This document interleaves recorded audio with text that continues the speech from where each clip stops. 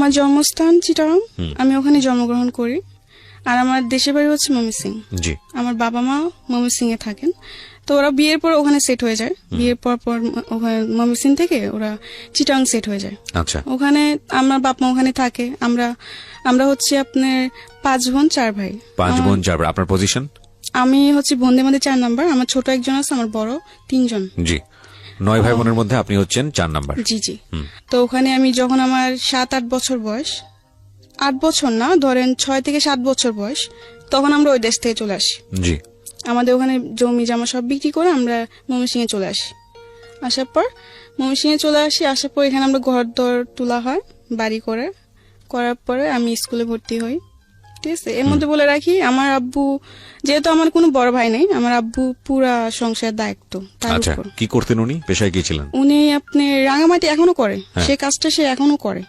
রাঙামাটি হচ্ছে আপনি পাহাড় থেকে পাহাড়িরা বাঁশ কেটে দিবে, ওই বাঁশটা নিচে নামায় ট্রাকে ভরে এটা মানে বিভিন্ন জায়গায় পাঠানো হয়। আচ্ছা, এই কাজটাই মূলত করেন? হ্যাঁ, আমার বাবা এটা করে। আর এতে তার রোজ ইনকাম হচ্ছে আপনার 1000, 1200, 1500 টাকা রোজ ইনকাম হয়। ঠিক মতো করতে পারলে, আর তুমি না করতে পারে তাহলে খুব কম হয়। আচ্ছা। তো এই দিয়ে আমার ফ্যামিলি সংসার চলে আর কি।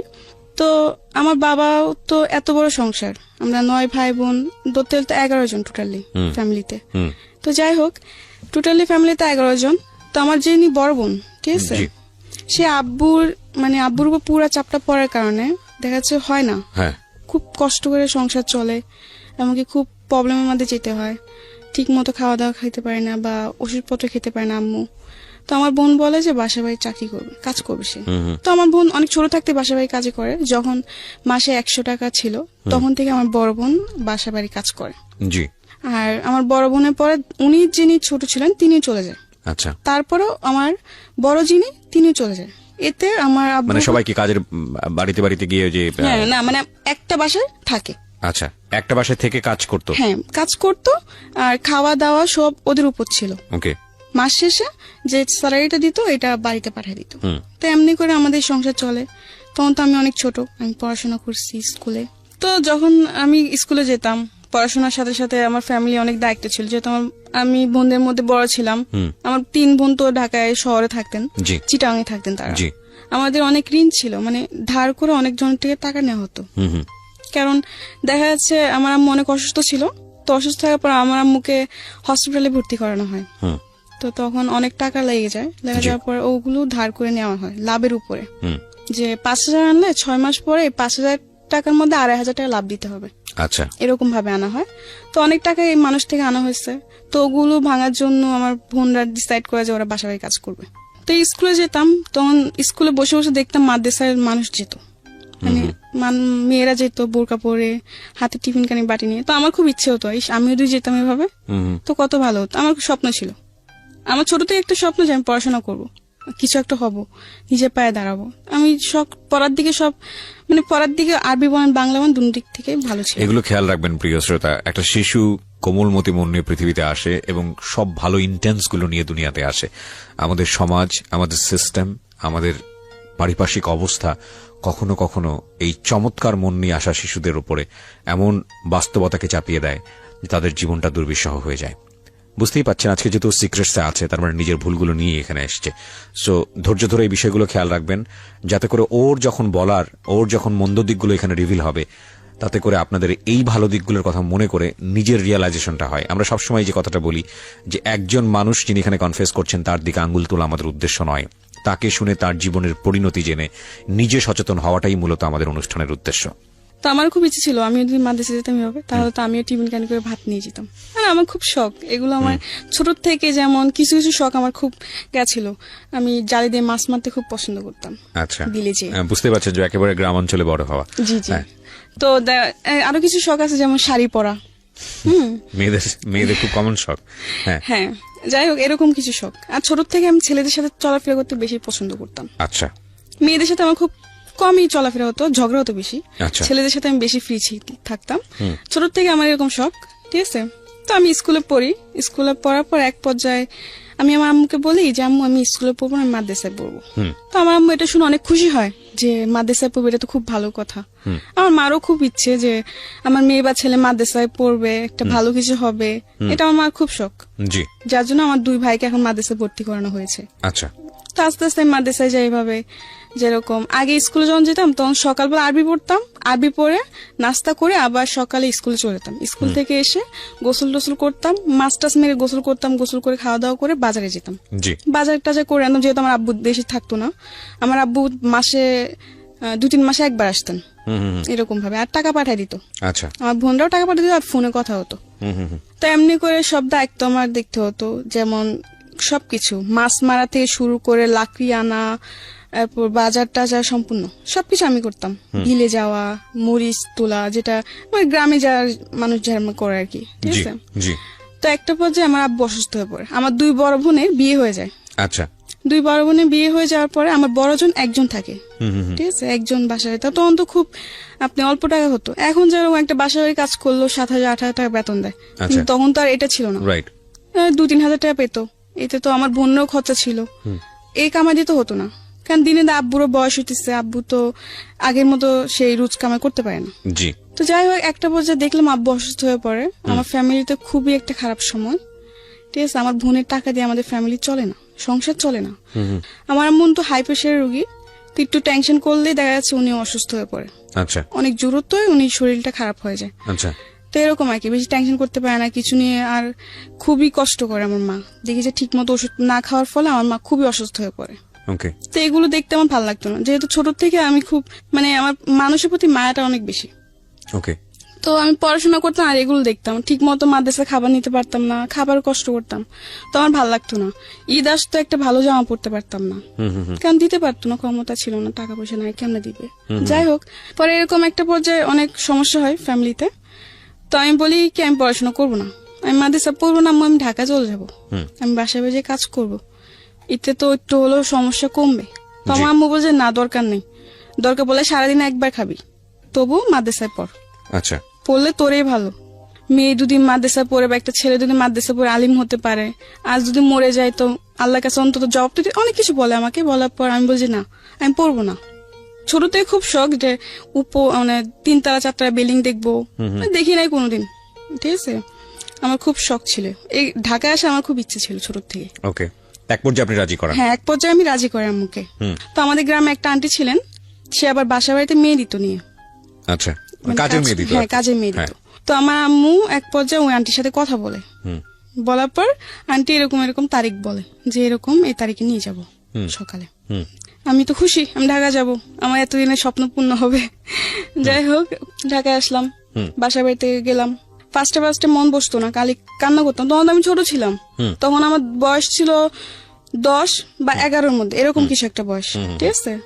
কাজ করতে করতে কান্না করতাম, বা কাজ সেরে কান্না করতাম, রাত্রে ঘুমাইতাম না, কান্নাকাটি করতাম। তো এমনি আস্তে আস্তে কান্নাকাটি করতে করতে একসময় আমার মন বসে যায়। আচ্ছা। ভাল লাগতে থাকে। আচ্ছা। একটা বাসার মধ্যে প্রায় 8-9 মাস ছিলাম। তো 8-9 মাস বেশ ভালোই ছিল, ঠিক আছে। একটা পর্যায়ে দেখি যে বাসায় থাকি, ওই বাসার আন্টি খুব চিল্লাপাল্লা করে, বা সাধারণ কিছু নিয়ে বকাঝকা করে, সন্দেহ করে। আর ওই বাসাটা আমাদের কিরকম ছিল যে উনিরা আবার, ওরাও গ্রামেরই, ঢাকায় মিডিল ক্লাস ফ্যামিলি, বেশি বড় লোক না ওরা, খুব ওদের মার্কেটে একটা দোকান ছিল, ওটা দিয়ে আর কি চলতো। তো ওদের বাসায় আমি কাজ করতাম, তখন আমার বেতন ছিল মাত্র 1500। তো মাস শেষে বেতন বাড়িতে পাঠিয়ে দিতাম, আব্বু নিয়ে যেত, না হলে আম্মু নিয়ে যেত, না হলে তখন তো মনে হয় বিকাশ ছিল কি ছিল না আমার পুরোটা খেয়াল নাই। তো যাই হোক, এমনি করে বাড়িতে টাকা পাঠাই দিতাম, আমি রাখতাম না। তো এমনি 8-9 মাস করার পর দেখলাম যে আন্টি অযথা বকাঝকা বা গায়ে হাত তুলতে আসে, এরকম কিছু একটা করে। তো আমি বলছি আমি থাকবো না। আচ্ছা যাই হোক, থাকবো না। তো আমার বলে কেন থাকবেন, এসে অনেক কিছু করে ওই বাসাতে আমি চলে আসি। চলে এসে আরেকটা বাসা যাই, ঠিক আছে। ওই বাসাটা বেশ ভালোই ছিল, কারণ সব থেকে ভালো ছিল কি জানেন, আমি বললাম যে ছোট থেকে আমি ছেলেদের সাথে চলতে বেশি পছন্দ করতাম, ঠিক আছে। তো ওই বাসায়, যে বাসায় গেছি নেক্সট টাইম, ওই বাসার মধ্যে আমার সমান 2টা মেয়ে ছিল, আরেকটা ছেলে ছিল। তারা মানে আন্টির 3 জন সন্তান বাচ্চা ছিল, ঠিক আছে। 2টা মেয়ে, একটা ছেলে। ছেলেটা ছোট, মেয়েগুলো আমার সমান। তো ওদের সাথে খেলাধুলা করতাম, কাজ সেরে, আর আমাকে খুব আদর করতো। আর ওখানে একটা ছেলে ছিল, ছেলেটার নাম বলতে চাচ্ছি না, বাট বাড়িওয়ালার ছেলে, কিন্তু কোনোদিন আমাকে ও ওরকম নজর দেখে নাই, কাজের মেয়ের নজরে দেখে নাই। আচ্ছা, ভাবতো যে আমিও ওদের একটা কিছু ফ্যামিলি মেম্বার। ফ্যামিলির মতো দেখতো। যাই হোক, তো ওদের সাথে খুব ভালো সময় কাটে। আস্তে আস্তে ওখানে বেশ অনেক দিনই ছিলাম, ঠিক আছে। তো একটা পর্যায়ে ওই বাড়ির যে মানে আঙ্কেল, আমি উনিকে আবার আঙ্কেল আন্টি বলতাম, ঠিক আছে। আঙ্কেল একটা পর্যায়ে দেখি কি যে কিরকম জানি একটু অদ্ভুত টাইপের ব্যবহার করতে থাকে। আপনার বয়স তখন কত? তখন আমার বয়স 10 থেকে 11। 10 থেকে 11, ওকে। তো এত কিছু বুঝতাম না তখন। আমি দেখলাম কয়েকদিন যাওয়ার পর, কয়েকদিন কিছু না, সবকিছু একদম ঠিক, আমি অনেক হ্যাপি। হ্যাঁ, সবার সাথে খুবই মিলেমিশে চলছে। হ্যাঁ, মিলেমিশে চলছি, খাওয়ার সময় খাইতেছি, আবার টিভি দেখার সময় মানে খুবই মানে আমি মনে করতাম কি যে সময়টা আমি আমার গ্রামে পার করতে পারি নাই এত হাসি মজা করে, এটা আমি এখানে করতেছি। যে যাই হোক, একটা পর্যায়ে দেখি যে আঙ্কেল একটু অন্য টাইপের হয়ে গেছে। এরকম যে মানে রাত্রে দেখি রুমের পাশে এসে দাঁড়ায় থাকা, বা রাত্রে ঘুমানো পরে আর কি, ঠিক আছে। তো আমার একটা অভ্যেস ছিল কি, আমি টিভি দেখতাম। আচ্ছা, অনেক রাত্রি পর্যন্ত টিভি দেখতাম, 2টা-3টা পর্যন্ত টিভি দেখতাম। তো আমি সব কাজকর্ম ছেড়ে আড্ডা মেরে শেষ হওয়া যাওয়ার পরে খাওয়া দাওয়া সেরে ওরা ঘুমায় পড়তো। তো ওরা তো ওদের বেডরুমে যে ঘুমায় পড়তো, তা আমি ড্রয়িং রুমে বসে টিভি দেখতাম। আচ্ছা, রাতে 2টা-3টার মতো টিভি দেখতাম। তা একটা পর্যায়ে দেখি যে ওই ঘরে আঙ্কেল রাত্রে হঠাৎ করে এসে ডাক দেওয়া, বা আমাকে বলতো যে পানি নিয়ে আসো, এটা সেটা। তো আমি নিয়ে যেতাম। কিন্তু একটা পর্যায়ে দেখি যখন আমাকে বলতো পানি নিয়ে যাও, তখন যখন আমি ওকে পানিটা দিতে যাব, তখন আমার গ্লাসটা না আমার হাতটা ধরতো। মানে এরকম ভাবে অনেক কিছু কিছু অড জিনিস আপনি খেয়াল করলেন, এবং যেটা আপনার কাছে খুব অস্বস্তিকর মনে হয়। আচ্ছা, তো আমি মনে মনে ভাবলাম যদি বলি তো হয়তো সবাই আমাকে দোষারোপ করবে, মিথ্যা বলতিছো, এরকম কিছু না। কারণ তারও তো 2টা মেয়ে আছে। আচ্ছা, ঠিক আছে। পরে কিছু বলি নাই। পরে আমার বড় বোন ছিলেন, আবার আমি যেখানে থাকতাম ওখান থেকে কিছুটা দূরে আমার বড় বোনের বাসা, ওখানে সে কাজ করতো। তো আমি আমার বড় বোনকে বলি আমি থাকবো না এই বাসায়। কিন্তু আমার আরেকদিকে মায়া ছিল ওই ছেলেটার প্রতি, কারণ ওদের সাথে আমি এত ভালো সময় কাটাইছি, ও আমি চলে যাই, ওদেরকে খুব মিস করবো, আমি যেতে চাইছি কিন্তু না যে আমি পারতেছি না, আমার এগুলো ভালো লাগছে না। তো আমার বোনকে বলে আমি থাকবো না, আমি চলে যাবো। তো আমার বোন বলল কেন, এতদিন বললে এত ভালো ভালো, এখন তুই চলে যাবে, কারণ কি? আমি বলছি না আমার ভালো লাগে না, আমি থাকবো না, আমি চলে যাবো। এরকম বলার পর আমার বোন অনেক কারাগারি করে। এই 2 দিন পর বাসা চেঞ্জ করে, এটা কি ভালো? কিন্তু আমি কেন বাসা চেঞ্জ করি এটা তো ওরা জানে না, আমি তো ওদের সাথে শেয়ার করি না জিনিসটা। এমনি করে আমার বোন বলে থাক, দেখ বাড়িতে অনেক প্রবলেম, কয়েকটা মাস থাক কষ্ট করে। তো এমনি এমনি আমি আর 2টা মাস থাকি। থাকার পর খুবই দেখা যাচ্ছে আমি রাতে ঠিক মতো ঘুমাতাম না, ভয় থাকতো সবসময়, মনে মধ্যে ভয় কাজ করতো। কারণ এই জিনিসগুলোর সাথে তো আমি আগে কোনোদিন মানে ভাবি নাই যে এরকম কিছু একটা, মানে অনেক কিছু মানে গ্রামের টাইপে ছিলাম, এত বুঝ জ্ঞান বা এত ইন ডিটেইল ইন ডেপথ জানা ছিল না। না জানা ছিল না। 2 মাস থেকে আমি বাসা থেকে চলে আসি, কিন্তু আমার মন খারাপ ছিল ওদের জন্য, যে সবাইকে ছেড়ে চলে আসছে। আমি অনেক আশেপাশে অনেক কান্নাকাটি করি। তো আমার বোন বলে কি তোর এখানে থাকতে হবে, তুই আমার খালাম্মাদের কাছে চলে যা। আমার খালারা তখন কলাবাগান থাকতেন। আচ্ছা, ওখানে ওরা খালারাও কাজ করতেন। আচ্ছা, তো আমার বোন বলে তো ওরা ওদের কাছে চলে যা। তো আমি এক পর্যায়ে আমার খালাম্মাদের কাছে চলে যাই, ঠিক আছে। ওখানে যাওয়ার পর ওরা আমাকে একটা বান্দা বাসায় দেয়। ওই বাসাতে আমি একটা বেবি রাখতাম, বাচ্চা, মানে বাচ্চার দেখাশোনা করতে হতো। হ্যাঁ, বাচ্চার দেখাশোনা করতাম। তো যখন আমি যাই তখন ওর বাচ্চার বয়সটা ছিল আপনার 2 থেকে 2.5 মাস, অনেক ছোট। আর ওর বাপ মা দুজনে চাকরি করতেন, চাকরিজীবী ছিলেন, হাজবেন্ড আর ওয়াইফ। আমি ওই বাচ্চা দেখাশোনা করতাম ছোট থেকেই, ওকে খাওয়ানো দাওয়ানো সবকিছুই আমার দায়িত্ব ছিল, গোসল থেকে নিয়ে ঘুম পাড়ানো। তো বাচ্চার বয়স কত ছিল? ওই যে বললাম 2.5 মাস। 2-2.5 মাসের বাচ্চার পুরো দায়িত্ব আপনার উপর? হ্যাঁ, আমার উপর। তখন আপনার বয়স কত? আমার তখন বয়স হচ্ছে আপনার 12 very tough job, very very tough job. হ্যাঁ, ঠিক আছে। তখন আমি তো নিজে একটা বাচ্চা, আমি একটা বাচ্চায় কি করে, তবে একটা জিনিস সবসময় মাথায় ভাবতাম যে আমার করতে হবে, কারণ যদি আমি না করতে পারি তাহলে আমি কাজ করবো কি করে আর টাকা কামাই করবো কি করে। তখন আমার এই চেষ্টা ছিল, আমি ছোট থেকে একটা কি আমি কোনো কিছুর জন্য হার মানতাম না সহজে। আমি যেটা হয় না এটা আমি করবো, বারবার চেষ্টা করব। তো তখন ওই বাচ্চার দেখাশোনা সব আমি করতাম। তো এমনি এমনি বেশ বাচ্চার সাথে এমনি থাকতে থাকতে বাচ্চা আস্তে আস্তে বড় হয়, ঠিক আছে। বড় হতে থাকলো, বেশ ভালোই সময় কাটতেছে আমার, বেবির সাথে খেলাধুলা করতাম। ফলে কি একটু কষ্ট হতো, যেমন রাতে 2টা-3টার মতো জায়গা থাকতে হতো আমার বাচ্চাকে নিয়ে।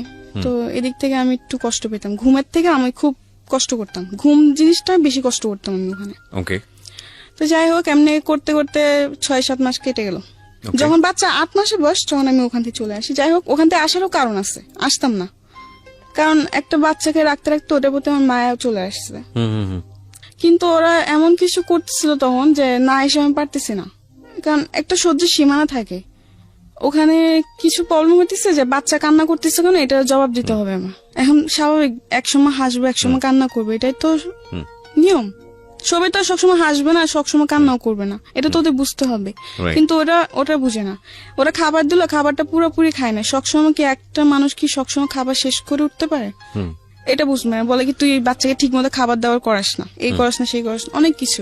মানে এগুলো নিয়ে আমার সাথে অনেক মানে খারাপ ব্যবহার করতে থাকে, অনেক রাফ ব্যবহার করে আমার সাথে। তো এগুলো আমার ভালো লাগে না। তখন তো আমি বেশ একটু হলো বড় ছিলাম, তো আমার এগুলো অনেক খারাপ লাগতো যে গরিব হয়েছে বলে এত অবহেলা, আমার এগুলো ভালো লাগতো না। পরে আমি কি করি, কিছু বলি না। তো একদিন বাচ্চাকে গোসল করাতে নিচ্ছে, হ্যাঁ, গোসল করা নেওয়ার পরে আমি একটা জিনিস ভুলে আনি নাই। গোসল করাতে নিতে হলে শ্যাম্পু, সাবান, তয়লা, অনেক কিছু, গোসলের যা যা আয়োজন সবকিছু আমার তৈরি করতে হতো। জি। তো ওদিন আমি একটা জিনিস ভুলে আনতে মন নেই, ঠিক আছে। ওইটার জন্য ওই আপু আমার গায়ে হাত তুলতে আসে, আমাকে মারতে আসে। আচ্ছা। মারে নাই, ওর মা ধরে ফেলে, কিন্তু ওদিন আমার গায়ে এমন ভাবে নখ দিয়ে ধরে যে আমার পুরো নখের খামচি লেগে রক্ত বের হচ্ছে আমার হাতের থেকে। আচ্ছা যাই হোক, পরে আমার কান্নাকাটি করি। তখন আমার খালাম্মাকে ফোন দিই, আমি থাকবো না। কেন থাকবি না? যে আমাকে মারতে আসছে। কেন মারতে আসছে? এই কারণ। তো আমি বলছি হয় এরকম মাঝে মধ্যে, থাক, এগুলো হয়। আমি বলছি না আমি থাকবো না। এগুলো হয় মানে আমি এতদিন ধরে থাকি, এখন একটা ভুল হয়েছে দেখে ও আমাকে মারতে আসবে, এটা কোনো কথা? আমি রেগে যাই। তো আমার খালা বলছে আচ্ছা ঠিক আছে যা, থাকবি না তো থাকার দরকার নেই। এখানে একটা বিষয় একটু ইন্টারাপ্ট না করলেই নয়, হয়তো অনেকে মন খারাপ করবেন আমার ইন্টারাপশন দেখে, কারণ গল্পের কন্টিনিউটি নষ্ট হয়। তারপর বিনীতভাবে বলছি, because this is very important. ছোট বাচ্চা যেসব কাজের লোক যারা টেক কেয়ার করে, তাদের কিন্তু শুধু ছোট বাচ্চার হ্যাসেলটা নিতে হয় না, আরেকটা ভয়াবহ রকমের হ্যাসেল আছে, সেটা হচ্ছে এই মায়ের হ্যাসেল। এই কারণে বলছি যে মা যদি প্রথম সন্তান হয়ে থাকে, খুব কনসার্ন থাকে তার উপর, বাচ্চাটার উপরে, এক। আর দুই নম্বর হচ্ছে মেডিকেলি আপনারা যদি যোগাযোগ করেন তাহলে দেখবেন ওই সময় শরীরে একটা হরমোন থাকে মায়েদের শরীরে, যেটা তাদের অনেক বেশি অ্যাংরি রাখে, অনেক বেশি রাগান্বিত রাখে। সো পান থেকে চুন খসলেই দেখবেন যে অনেক বেশি মেজাজ করছে। তো ওই হ্যাসলটাও কিন্তু ওই কাজের লোকের উপরে গিয়েই পড়ে। সুতরাং বুঝতেই পারছেন ইটস এ ডিফিকাল্ট জব। আমরা মাদেরকে নিয়ে কথা বলি, কিন্তু যখন এটা ডাইভার্ট হয়ে কাজের মানুষের উপর চলে যায়, তখন কিন্তু সেটা আরো ভয়ানক আকার ধারণ করে। এবং 12-13 বছরের ছোট্ট একটা কাজের মেয়ে, তার কিন্তু এই জিনিসটা বোঝার বিষয় না। সো খুব স্বাভাবিকভাবেই তার উপরে হ্যাসলটা অনেক বেশি হয়, যেটা ওর জায়গা থেকে কিছুটা হলেও আমার কাছে মনে হচ্ছে যে এরকম হলেও হতে পারে। হ্যাঁ বলেন। তারপর পরে আমার খালাম্মাকে আনার পর আমার খালাম্মা বলে থাক, তা আমি বলছি না আমি থাকবো না, আমার এগুলো ভালো লাগে না। আমার বাচ্চা রাখতে খুব কষ্ট হয়, আমার ঘুমের খুব কষ্ট হয়। আমি দেখা যাচ্ছে বাচ্চা রাখতে রাখতে বিকাল 4টা-5টা হয়ে যায়, আমি দুপুরে খাবার খেতে পারি না। বাচ্চা ঘুমালে তবে আমার খেতে হবে, ঠিক আছে। এখন বাচ্চা না ঘুমালে এমনও দিন যায় 4টা-5টা বাজে আমি দুপুরে খাবার খেতে পারি না। আবার বোর সকালবেলা উঠতে হয়, রাত 2টা-3টা বাজে শুয়ে আবার বোর 6টা-7টার সময় উঠা অফিসে যাবে, তোর সবকিছু তৈরি করতে এমনি আমার খুবই কষ্ট হয়ে যায়, আমি অসুস্থ হয়ে পড়তেছিলাম। তো এমনি বললো আচ্ছা ঠিক আছে আর একটা মাস থাকতো, আরেকটা বাসা দেখে তখন নিয়ে যাবো তোকে। তো আমি বলছি আচ্ছা ঠিক আছে। তো এমনি বলে আপুদের সাথে কথা বলে আমার খালাম্মা যে ঠিক আছে তোমরা একটা নতুন মানুষ দেখে নাও, আমার বোনজি থাকবে না, তো ওকে আমরা 1 মাস পর নিয়ে যাবো, তোমরা 1 মাসের মধ্যে আরেকটা মানুষ নিয়ে নাও। তো আচ্ছা ঠিক আছে। তো ওখান থেকে আমি চলে আসি। চলে আসার পর আমি আরেকটা বাসে যাই, ঠিক আছে। ওখানে যাওয়ার পরে ওখানে আপনি ছিল হচ্ছে আঙ্কেল আন্টি দুজন জব করতো, উনি 2 মেয়ে ছিল। 2 মেয়ে থেকে 1 মেয়ে বিয়ে হয়ে পড়ে শ্বশুর বাড়িতে, আরেক মেয়ে ভার্সিটিতে পড়ে, আচ্ছা কলেজে পড়ে। তো আচ্ছা ওখানে বেশ ভালোই কাটতেছে সময়, কিন্তু একটা পর্যায়ে আবার সে একই প্রবলেম লক্ষ্য করলাম যে আঙ্কেল একটু মানে তার নজর একটু অন্যরকম হয়ে গেছে। তখন আপনি মোটামুটি বোঝেন যাদের ব্যাড ইন্টেনশন আছে, আপনি এটা তখন মোটামুটি বোঝেন, হালকা হলে বুঝি। আচ্ছা তো যাই হোক, পরে ভাল লাগে না। এই তখন মনে মনে বলি যে আমি যেখানে যে আমার কপালে কি এগুলোই মিটে, এগুলোই জুটে, আমার কি একটা ভালো বাসা হবে, জুটবে না কপালে, এগুলো বলে কান্নাকাটি করতাম আর কি। তো আবার বলে আমি থাকবো না, ঠিক আছে। তো এক পর্যায়ে আমার খালাম্মার রাগারাগি হবে, থাকবে না মানে রোজ রোজ বাসা পাল্টানো, কয়েকদিন পর বাসা পাল্টানো, এগুলো মানুষ ভালো বলে, এই সেই অনেক কিছু বললো। তো আমি বলছি না আমি থাকবো না, যে আমি আর বান্দা হাউসে চাকরি করবো না। এক পর্যায়ে বলে আমি বান্দা হাউসে চাকরি করবো না। তো বলে কি তো করবি না তো কি করবি? তো আমি বলছি আমি চাকরি করবো। তুই তোকে এখন কে চাকরি দিব? আমি বলছি কে চাকরি দিব মানে? মানুষকে চাকরি করে না, আমিও চাকরি করুম, আর না হলে আমি রাত্রে কোনো বাসে থাকুম না, আমি সারাদিন কাজ করুম, রাত্রে হলে চলে আসবো। এরকম ভাবে অনেকজন এখনো করে। তো ওরকম ভাবে আমি বললাম যে করবো। তো আমার খালামা ফার্স্ট রাজি হয় যে না ও, তো আমার খালামা বলে কি ও সারাদিন কাজ করে ঘুরবি ফিরবি, বাইরে বাইরে ঘুরবি, এগুলো করতে চাস তোরা, এসে অনেক কিছু বাজে বাজে কথা বলে। তো আমি বলছি না, আমি কাজ করব, এতে আমি কোনো শয়তানি করব না, তোমাদের কথা মতো আমি চলবো। তো আমার খালামাকে বলো ফার্স্ট রাজি হয় না, পরে অনেক জোরাজুরি করে আমি রাজি করাই, ঠিক আছে। তো আমি চলে যাই, ওই বাসার থেকে চলে যাই। যাওয়ার পরে একটা বাসা নিই, সারাদিন থাকি, রাত্রে চলে আসি। ওখানে আপনি হচ্ছে রান্না বান্না। তো আমি তো ছোট ছিলাম, আমি রান্না বান্নাটা বুঝতাম, কিন্তু আমার চেষ্টা ছিল আমি করবো, আমি শিখবো, না শিখলে আমি ভবিষ্যতে রান্না করবো কি করে, আমার এটা ভাবনা ছিল। তো আচ্ছা ঠিক আছে, তো ফার্স্টে গেছি, ওই ঘরে আন্টি দেখাই দিত, ঠিক আছে। ওই ঘরে আন্টি আবার নিয়মটা হচ্ছে কি, উনিও জব করতো, বাট উনি হাজবেন্ডের সাথে উনি ডিভোর্স হয়ে যায়। আচ্ছা, ঠিক আছে, ডিভোর্স হয়েছে, উনি 2টা মেয়ে থাকে, ভালোই, 2টা মেয়ে খুব ভালো, এবং অনেক ভালো ছিল। তো ওখানে আমি রান্না বান্না করি। তা একটা পর্যায়ে দেখতেছি রান্না বান্নার, হ্যাঁ ওখানে আমি একটা জিনিস লক্ষ্য করে ওখান থেকে চলে আসে একটাই কারণ, ঠিক আছে। আমি যেটা সত্য কথা, আমি যে আন্টি বাসে থাকতাম, সে আন্টি একটু ব্যবহারটা অন্যরকম ছিল। আচ্ছা, ঠিক আছে, যেহেতু উনি হাজবেন্ড থাকতেন না, উনি যে ডিভোর্স হয়ে যায়, কিন্তু আন্টির সাথে উনি হাজবেন্ড কোনো সম্পর্ক ছিল না, কিন্তু মেয়েদের সাথে ওর বাবা তো কথা বলবেই। তো যাই হোক, তো একটা বছর দেখি কি যা আন্টির বাসায় প্রতিদিন একটা লোক আসে, কিন্তু যখন আমি প্রশ্ন করলাম কে ওদের মেয়েকে, তখন বলে যে জানি না আঙ্কেল, ঠিক আছে। কিন্তু আচ্ছা, যখন ওরা মেয়েরা বাসায় থাকতো না, তখন ওই আঙ্কেল রাত্রে আসতো, রাত্রে আসে সারা রাত থেকে সকালে যেত। তো এগুলো আমার ভাবাতে লাগলো কি ব্যাপার, উনি আসে কিছু না, আবার আন্টির রুমেই থাকে। যাই হোক, এরকম ভাবে ওরা আঙ্কেলটা আসে, ঠিক আছে। আঙ্কেলটা আসলে আস্তে আস্তে অনেক কিছু জিনিস দেখে আমার মনে সন্দেহ হতে লাগলো, তখন তো আমি একটু হলে বুঝতাম।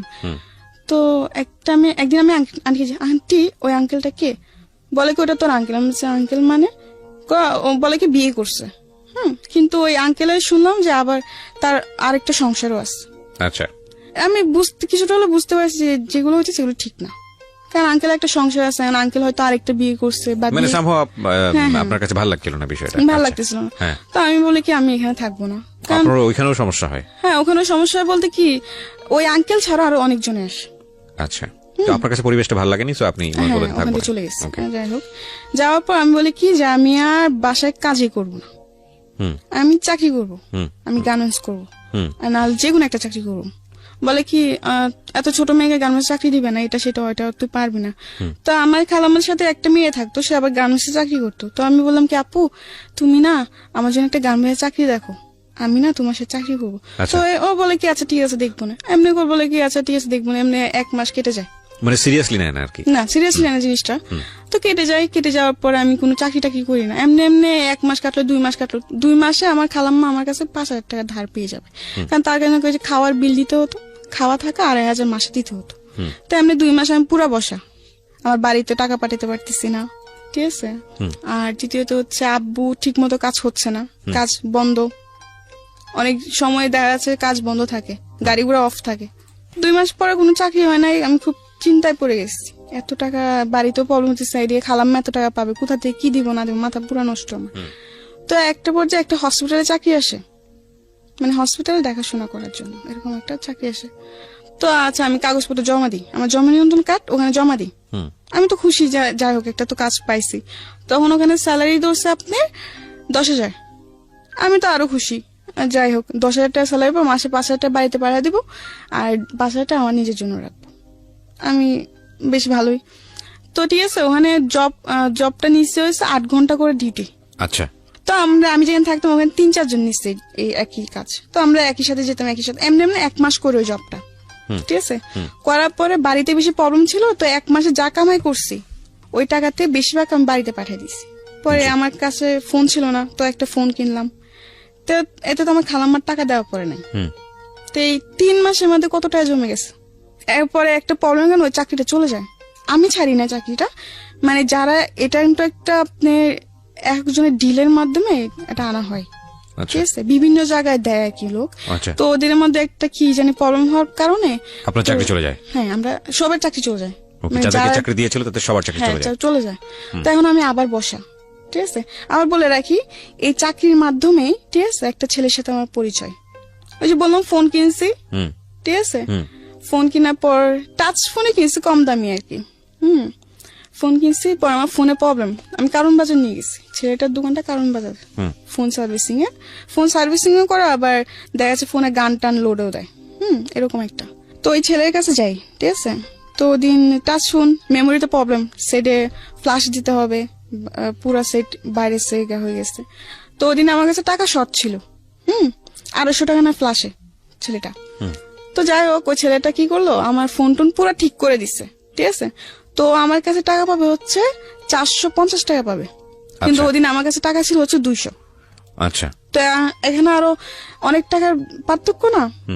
তো আমি ওই ছেলেটাকে বললাম কি, আচ্ছা ভাইয়া শুনেন, আমি তো পুরো টাকা আনি নাই, আপনি, ছেলেটাকে ফার্স্ট টাইম বলছি, জানেন ভাইয়া এত কিছু করতে হবে না, জাস্ট আপনি আমার ফোনটা ঠিক করে দেন হালকা ভাবে, যেন আমি কিছু চলতে পারি, পরে আমি ঠিক করবো, আমার কাছে টাকা নাই বেশি। তো ছেলেটা বললো কি, সমস্যা না, আমি আপনাকে ঠিক করে দিই, আপনি পরে যে পরে টাকা দিয়ে দিন, এমনি বলে আর কি। পরে আমি নাম্বারটা দিই, নাম্বারটা দেওয়ার পর আমি বাসায় চলে আসি। আসার পর 2 দিন পর ছেলেটা আমাকে ফোন দেয়, ছেলেটা ফোন দেওয়ার পর আমাকে ভালো মন্দ জিজ্ঞাসা করে, আমি কে, এরকম তো পরিচয় দেয় আর কি। তো আমি বলছি আচ্ছা। তো আমি বললাম হ্যাঁ আমি ভালো আছি, এমনি আস্তে আস্তে ফোন দেয়, ঠিক আছে। তখন আমি কোন ছেলের সাথে কথাবার্তা বলতাম না, আমি আমার গ্রামে একটা ছেলেকে লাইক করতাম, আচ্ছা আচ্ছা, পছন্দ করতাম আর কি, ওকে, কিন্তু কোনদিন প্রকাশ করি নাই। তো যাই হোক, ওই ছেলেটা আমাকে ফোন দিতে থাকে এমনি আস্তে আস্তে। তো আমিও কথাবার্তা বলতে এই করে, তুই দেশে চলে যা, খেলার আগে করে দেখে আমি দেশে চলে আসছি, ঠিক আছে। দেশে চলে আসি, আসার পরে আম্মু বলে কি ব্যাপার তুই চলে আসলি এসে। আমি বলছি মা এমনি চলে আসছি, ভালো লাগে না, আমি আর ঢাকা শহর যাবো না, কাজ করবো, আমি আবার আরবি পড়বো, কোরআন শরীফ নিবো, আমি কোরআন শরীফ পড়বো। আমি আম্মুকে বলে এরকম, আম্মু বলে আচ্ছা ঠিক আছে, কয়েকদিন বাড়িতে থাক, পরে আবার চলে যা। আচ্ছা। আমি বলে আচ্ছা। তো আমি এক পর্যায়ে বলে আচ্ছা, পরে বলি যে না যাবো না। তো আমার আম্মু বলে কি যাবি না মানে, আর আমি ছোট থেকে শান্ত ছিলাম, কিন্তু যখন আমার 12-13 বছর বয়স, তখন থেকে আমি অনেক দুষ্ট হয়ে গেছি। দুষ্ট বলতে কি, গ্রামে যাওয়ার পরে এদিকে দৌড় মারতাম, ওদিকে দৌড় মারতাম, একটু হলো তো আমি বড় হয়েছি, দুরন্ত ছিলেন আর কি। হ্যাঁ দুরন্ত ছিলাম, মানুষ এটা বলতো ওটা বলতো, গ্রামে তো দেখা যাচ্ছে 12 বছরের মেয়ে অনেক বড় হয়ে যায় তাদের জন্য। তো যাই হোক, পরে আমার আম্মু বলে কি এমনি তো আর রাখা যাবে না, আমি দুষ্টুমি করে দেখে মানুষ বিচার দেয়, আমার আম্মুর কাছে বিচার দেয়। তো আম্মু বলে কি এমনি তো আর রাখা যাবে না। আবার আমি বলে কি, আমার দুলাভাই তো ছোট থেকে আমাকে খুব আদর করে বড় করছে, হ্যাঁ আমি খুব আদরের শালী। যখন আমি ঢাকা চলে যাই, আমার দুলাভাই খুব রাগ করে, কেন ঢাকা পাঠাই দিচ্ছেন। আচ্ছা। না আমাকে তো পাঠাই, আমি তো নিজে গেছি ঢাকায়। তো যাই হোক, তো আমার দুলাভাই আমাকে নিয়ে, আমার প্রতি আমার দুলাভাই খুবই গেছিল, দুর্বল ছিল। দুর্বল বলতে কি, যে বোন হিসাবে অনেক আদর করতো, আমার বোন হিসেবে আমার প্রতি অনেক দুর্বল ছিল আমার দুলাভাই। আচ্ছা। আমিও তার প্রতি ছিলাম।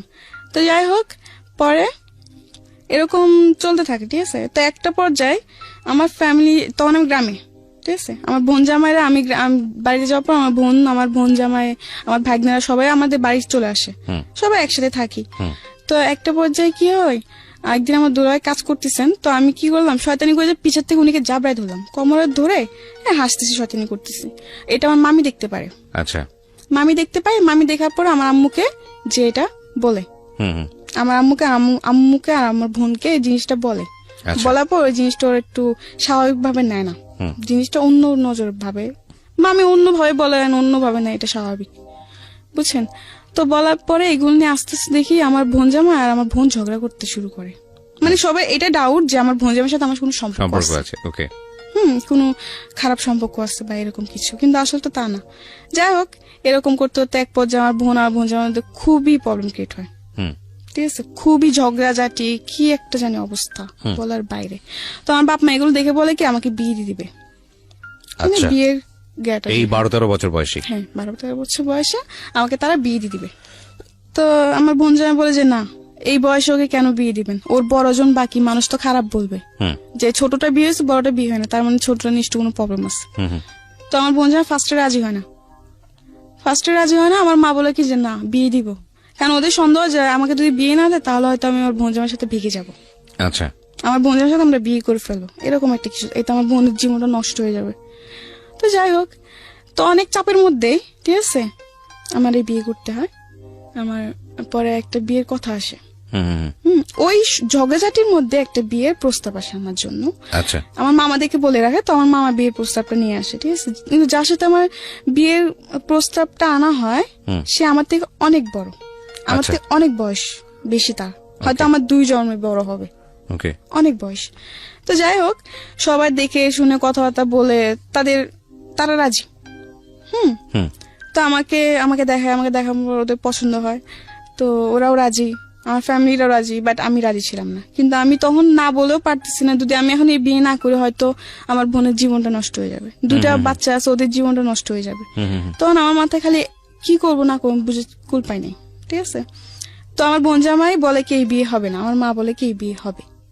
দুজনের মধ্যে এগুলো নিয়ে অনেক ঝগড়াঝাটি, দ্বন্দ্ব তৈরি হয়। হ্যাঁ দ্বন্দ্ব তৈরি হয় যে এই বিয়ে হবে, এই তো অনেক ঝগড়াঝাটি হয়, ঠিক আছে। তো আমাকে আমার মামার তো বোন একটা বলে কি, দেখ তোর জামাই বুড়া, এই সেই অনেক কিছু বলে। তো আমার আম্মু এসে বলে কি একদম চুপ। আমার মামার তো বোনটাকে বলে যে একদম চুপ থাকো, কি ছেলেরা কি বুড়া হয়, ছেলেরা কি কোনোদিন বুড়া হয়, এগুলো বলে, গ্রামে এখনো বলে এগুলো, এই ছেলেরা বয়স হলে কি বুড়া হয়ে যায়, এটা ওইটা সেটা অনেক কিছু বলে, ঠিক আছে। তো ওদিন আমার কিছু, তো আচ্ছা যাই হোক, ওদিন কথাবার্তা ফাইনাল, এই বিয়ে পুরো ঠিক, ঠিক আছে। আমার তো একবার জানার চেষ্টা করেন যে আমি এই বিয়েতে রাজি কিনা, আর তখন রাজি না হওয়ার পর ছাড়াও তো কোনো উপায় ছিল না আমার। আচ্ছা যাই হোক, পরে আমি এই বিয়ের জন্য আমার কথাবার্তা শেষ, বিয়ের ডেট সব ফিক্স, 1 সপ্তাহের মধ্যেই বিয়ে। এর মধ্যে ওরা চলে যাওয়ার পর পরের দিন আমার বোন জামাই বলে কি এই বিয়ে হবে না, আর যদি জামাই আসে তো জামাইকে রাস্তা থেকে পা ভেঙে আবার বাড়িতে ফিরাই দিব। আপনার বোন জামাই? হ্যাঁ, আমার বোন জামাই বলে। আচ্ছা। এতে মানুষ আরো সন্দেহ করে যে কি ব্যাপার, সেটাই তো, হ্যাঁ, যে ওকে বিয়ে হতে দিবে, তার মানে নিশ্চয়ই কিছু আছে। তো আমি আমার বোন জামাকে বলে, থাক দুলা ভাই, আপনি কিছু করতে হবে না, আমি এই বিয়েতে খুশি। আমার বোন জামাকে ডেকে নিয়ে বলে, মটটট খেয়ে এসে ডেকে নিয়ে আমাকে বলে কি, তুই কি এই বিয়েতে রাজি, তুই এই বিয়েতে খুশি? আমি বলছি হ্যাঁ, আমি অনেক খুশি, আপনি এসব নিয়ে আর গ্যাঞ্জাম করেন না, থাক, আমি চাই না কোনো গ্যাঞ্জাম হোক। তো এগুলো বলার পর অনেক কিছু বলে, আমার বাপ মা বলে তুই ভাইবা চিন্তা বল, তুই তো খুশি? আমি বলছি হ্যাঁ আমি খুশি, কারণ তখন এছাড়া আমার উপায় ছিল না, ঠিক আছে, এছাড়া আমার কোনো উপায় ছিল না। ওকে, আমার বোনের সংসার বাঁচানোর জন্য এখন যদি আমার এমন 10টা বিয়ে করতে আমার তখন করতে হবে, কিছু উপায় ছিল না, কারণ আমি তখন ছোট থেকে বললাম যে আমার বোনের সংসার ভেঙে যাচ্ছে। হ্যাঁ, ওকে, এই বিয়ে না করলে আমার বোনের সংসার ভেঙে যাবে, আবার এটা করলেও ভেঙে যাবে, কিন্তু আমার বাবা মা এক কথা এই বিয়ে হবে, আর আমার বোন জামাই এক কথা হবে না, মানে দুজনের মধ্যে এগুলো নিয়ে অনেক। ঠিক আছে, তারপর কি হলো? যাই হোক, পরে এই বিয়ে হয়, ঠিক আছে, কিন্তু আমার বিয়েতে কাবিন না হওয়ার কারণ হচ্ছে যে আমার বয়স হয়নি, কাবিন দেওয়ার মতো বয়স হয়নি, 18 বছর না হলে কাবিন হবে না। তো এমনি 2 দিন থাকে, 2 দিন থাকার পরে এখন মানুষ বলে কি যে, আমার বাপ মা বলতেছে যদি এখন জামাই ফিরাই দেওয়া হয় তো মানুষ তো খারাপ বলবে, জিনিসটা মানুষ তো খারাপ বলবে যে বিয়ে ভেঙে যে তোমার মেয়ে একটা বদনাম, ওই ওদিক থেকেও বদনাম হয়ে যাবে। তো যাই হোক, কাবিন ছাড়াই বিয়ে হয়। তো ওরা বলে কি যে ঠিক আছে, যত মধ্যে মেয়ের 18 বছর পূর্ণ না হবে তো তুমি বন্ধ কাবিন হবে না, আর 18 বছর পূর্ণ আমরা কাবিন দিব। তো এমনি করে সবার কথার উপর বিয়েটা হয়। কত বছর বয়সে বিয়ে হলো এটা তখন আমি 13তে পড়তেছেন এই অবস্থায়? মানে 13 শেষের দিকে, মানে 14 এরকম কিছু একটা। ওকে, বুঝতেই পারছেন ওর বয়স 17 পার হয়েছে, 18 পড়েনি এখন পর্যন্ত। ওর জীবনের অনেক ঘটনা এখনো বাকি, আমরা শুনবো, এবং এই বয়সে ওর বিয়ে হয়েছে। তো আমার বিয়ে হয়ে যায়, বিয়ে হয়ে যাওয়ার পর আমি শ্বশুর বাড়িতে যাই, ঠিক আছে। আবার বলে রাখি, আমার হাজবেন্ডের অন্তত 6 ভাই 1 বোন, বোন মারা যায়, ওরা 6 ভাই থাকে, ঠিক আছে। তো 6 ভাইয়ের মধ্যে ও 2 নাম্বার ছিল, সবার বড় আমি ছিলাম।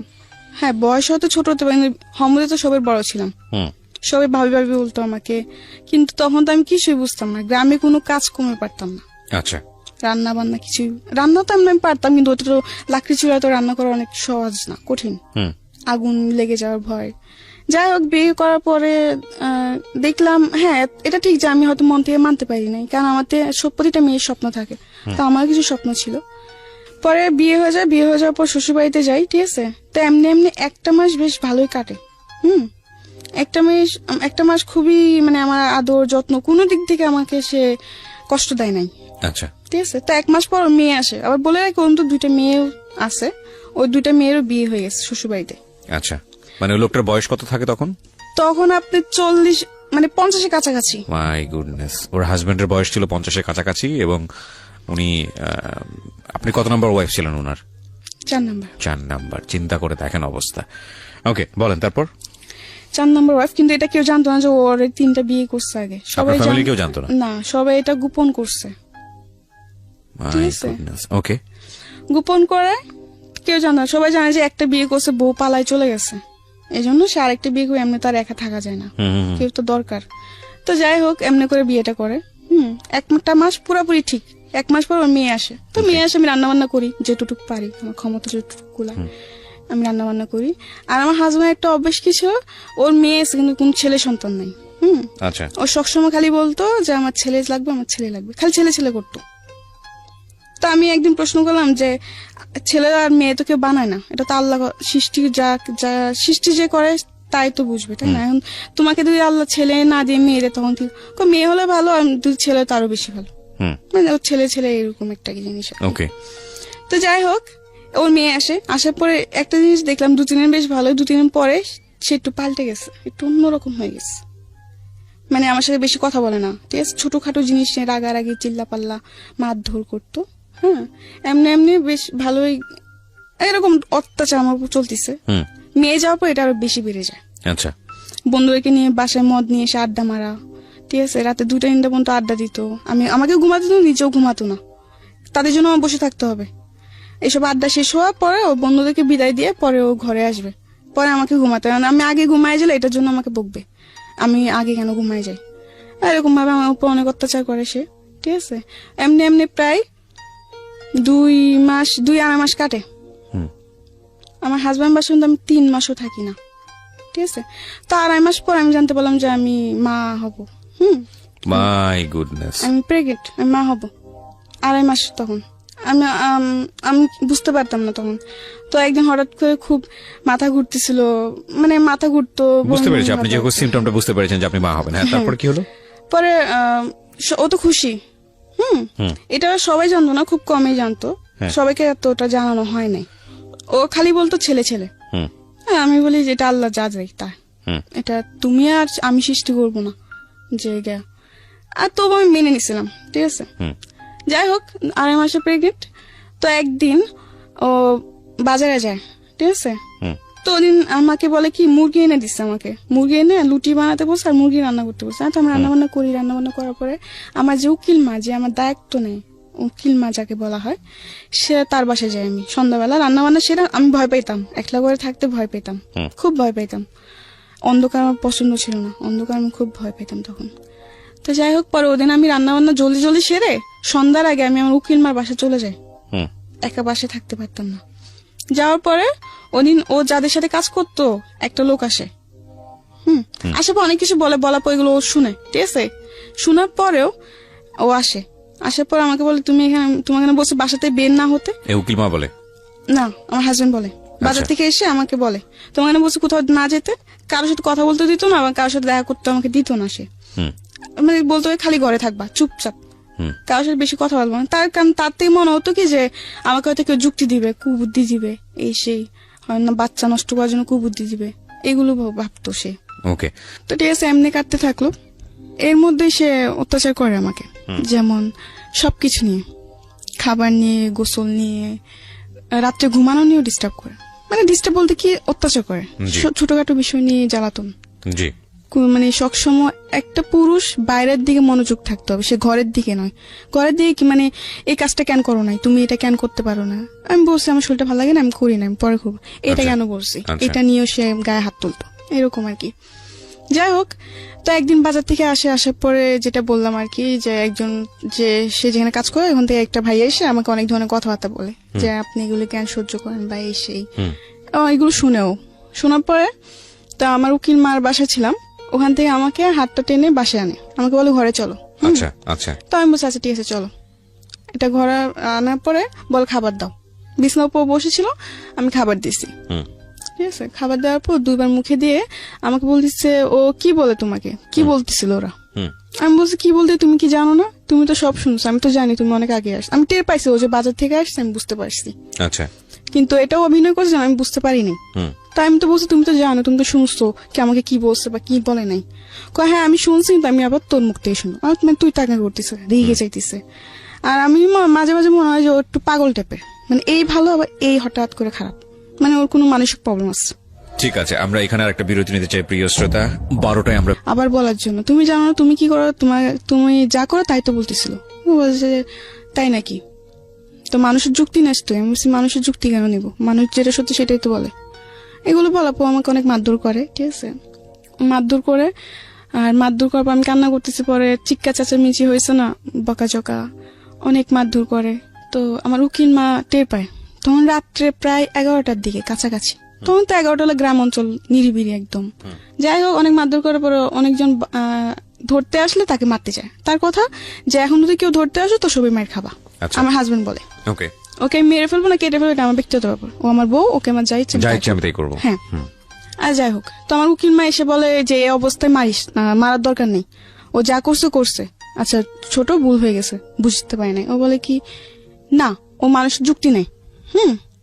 আর আমার উপর সন্দেহ করতো। ও ভাবতো যে অন্য কোনো ছেলের সাথে হয়তো আমার সম্পর্ক আছে, আচ্ছা, এটা সন্দেহ করতো। আর ফোন দিলে ফোন চেক করতো যে আমি কোনো ছেলের সাথে কথা বলি নাকি। যদি অন্য একটা নাম্বার দেখছে তাহলে বলছে কে, তা আমি কি জানি কে কে কোথা থেকে, আমি তো এরকম কিছু মানে জানি না, ঠিক আছে? যাই হোক, পরে একটা পর্যায়ে যখন আমার উকিল মা এই কথাটা বলে যে এরকম ভাবে মারিস না, হয়তো ওর ক্ষতি হবে, তো ও এক পর্যায়ে উঠে বলে কি যে এই বাচ্চা আমার না, মানে আচ্ছা, ওইটা অস্বীকার করতিস। তো আমার রাগ উঠে গেছে, কি বললো এটা? পরে আমি বলছি আমি তুই টাঙ্গা করছি, আমি বলছি এটা তোর কি বাচ্চা না? বলছেন না, এটা আমার বাচ্চা না। তো আমি বলছি বেশ ভালো, তোরও বাচ্চা না তো ঠিক আছে, এটার বাইচা থাকার কোনো অধিকার নাই। আমি এই কথা বলে মানে কান্না করতেছি, ঠিক আছে? তখন এই কথা ও শুনে পরে আমাকে মানে লাথি দিয়ে ফেলে দেয়।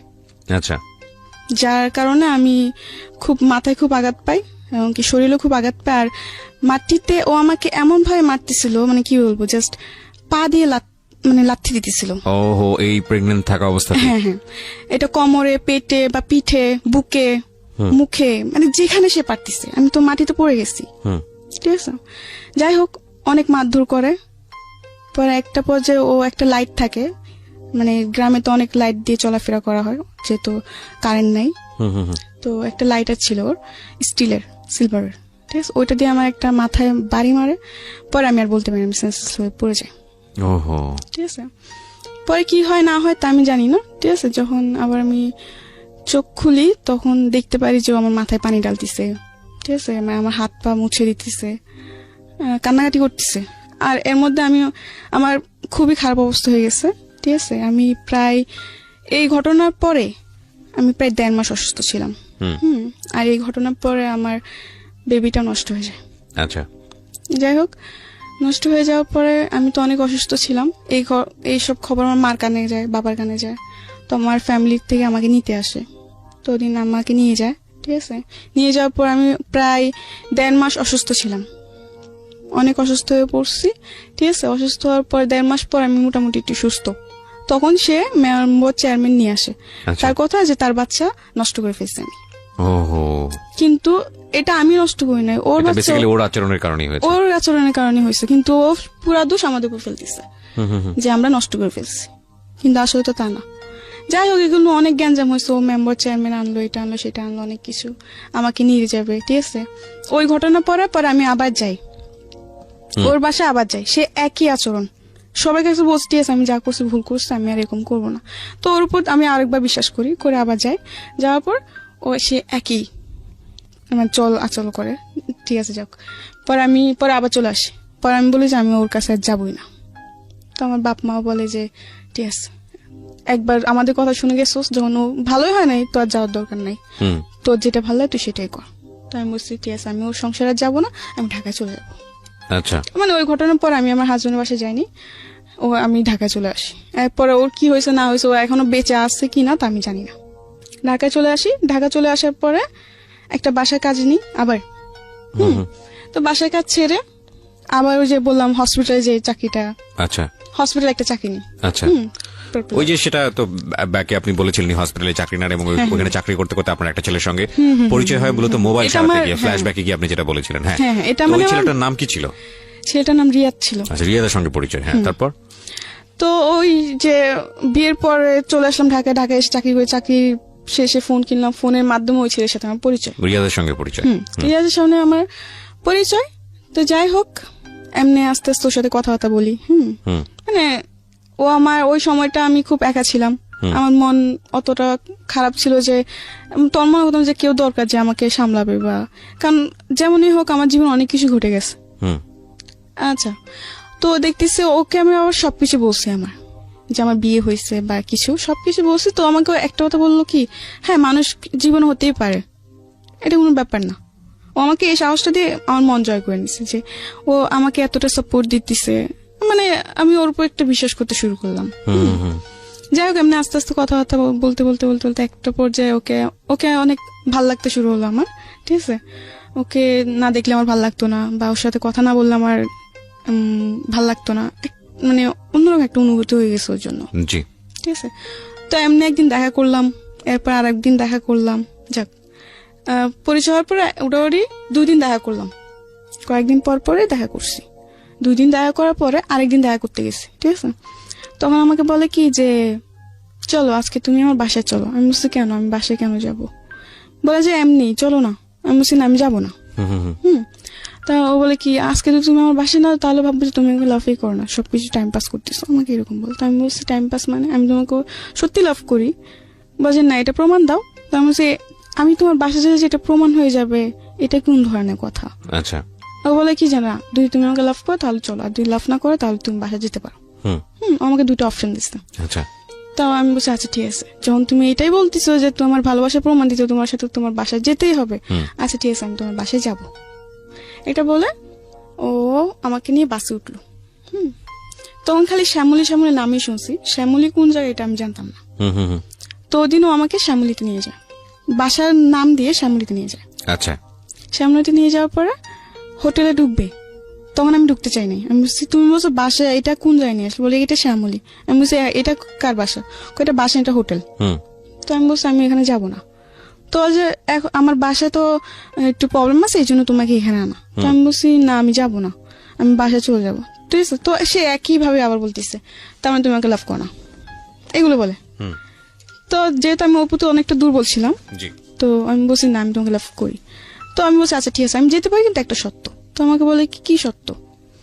হ্যাঁ আমি যাব, কিন্তু তুমি আমাকে প্রমিস করো যে তুমি আমার গায়ে টাচ করবে বা আমার কাছে আসার চেষ্টা করবে না। তো আমাকে বলে আচ্ছা ঠিক আছে প্রমিস করলাম, চলো। আচ্ছা বেশ ভালো কথা। ওদিন গেলাম, বাসায় অনেক মিথ্যা কথা বলছে খালাম্মাদের সাথে।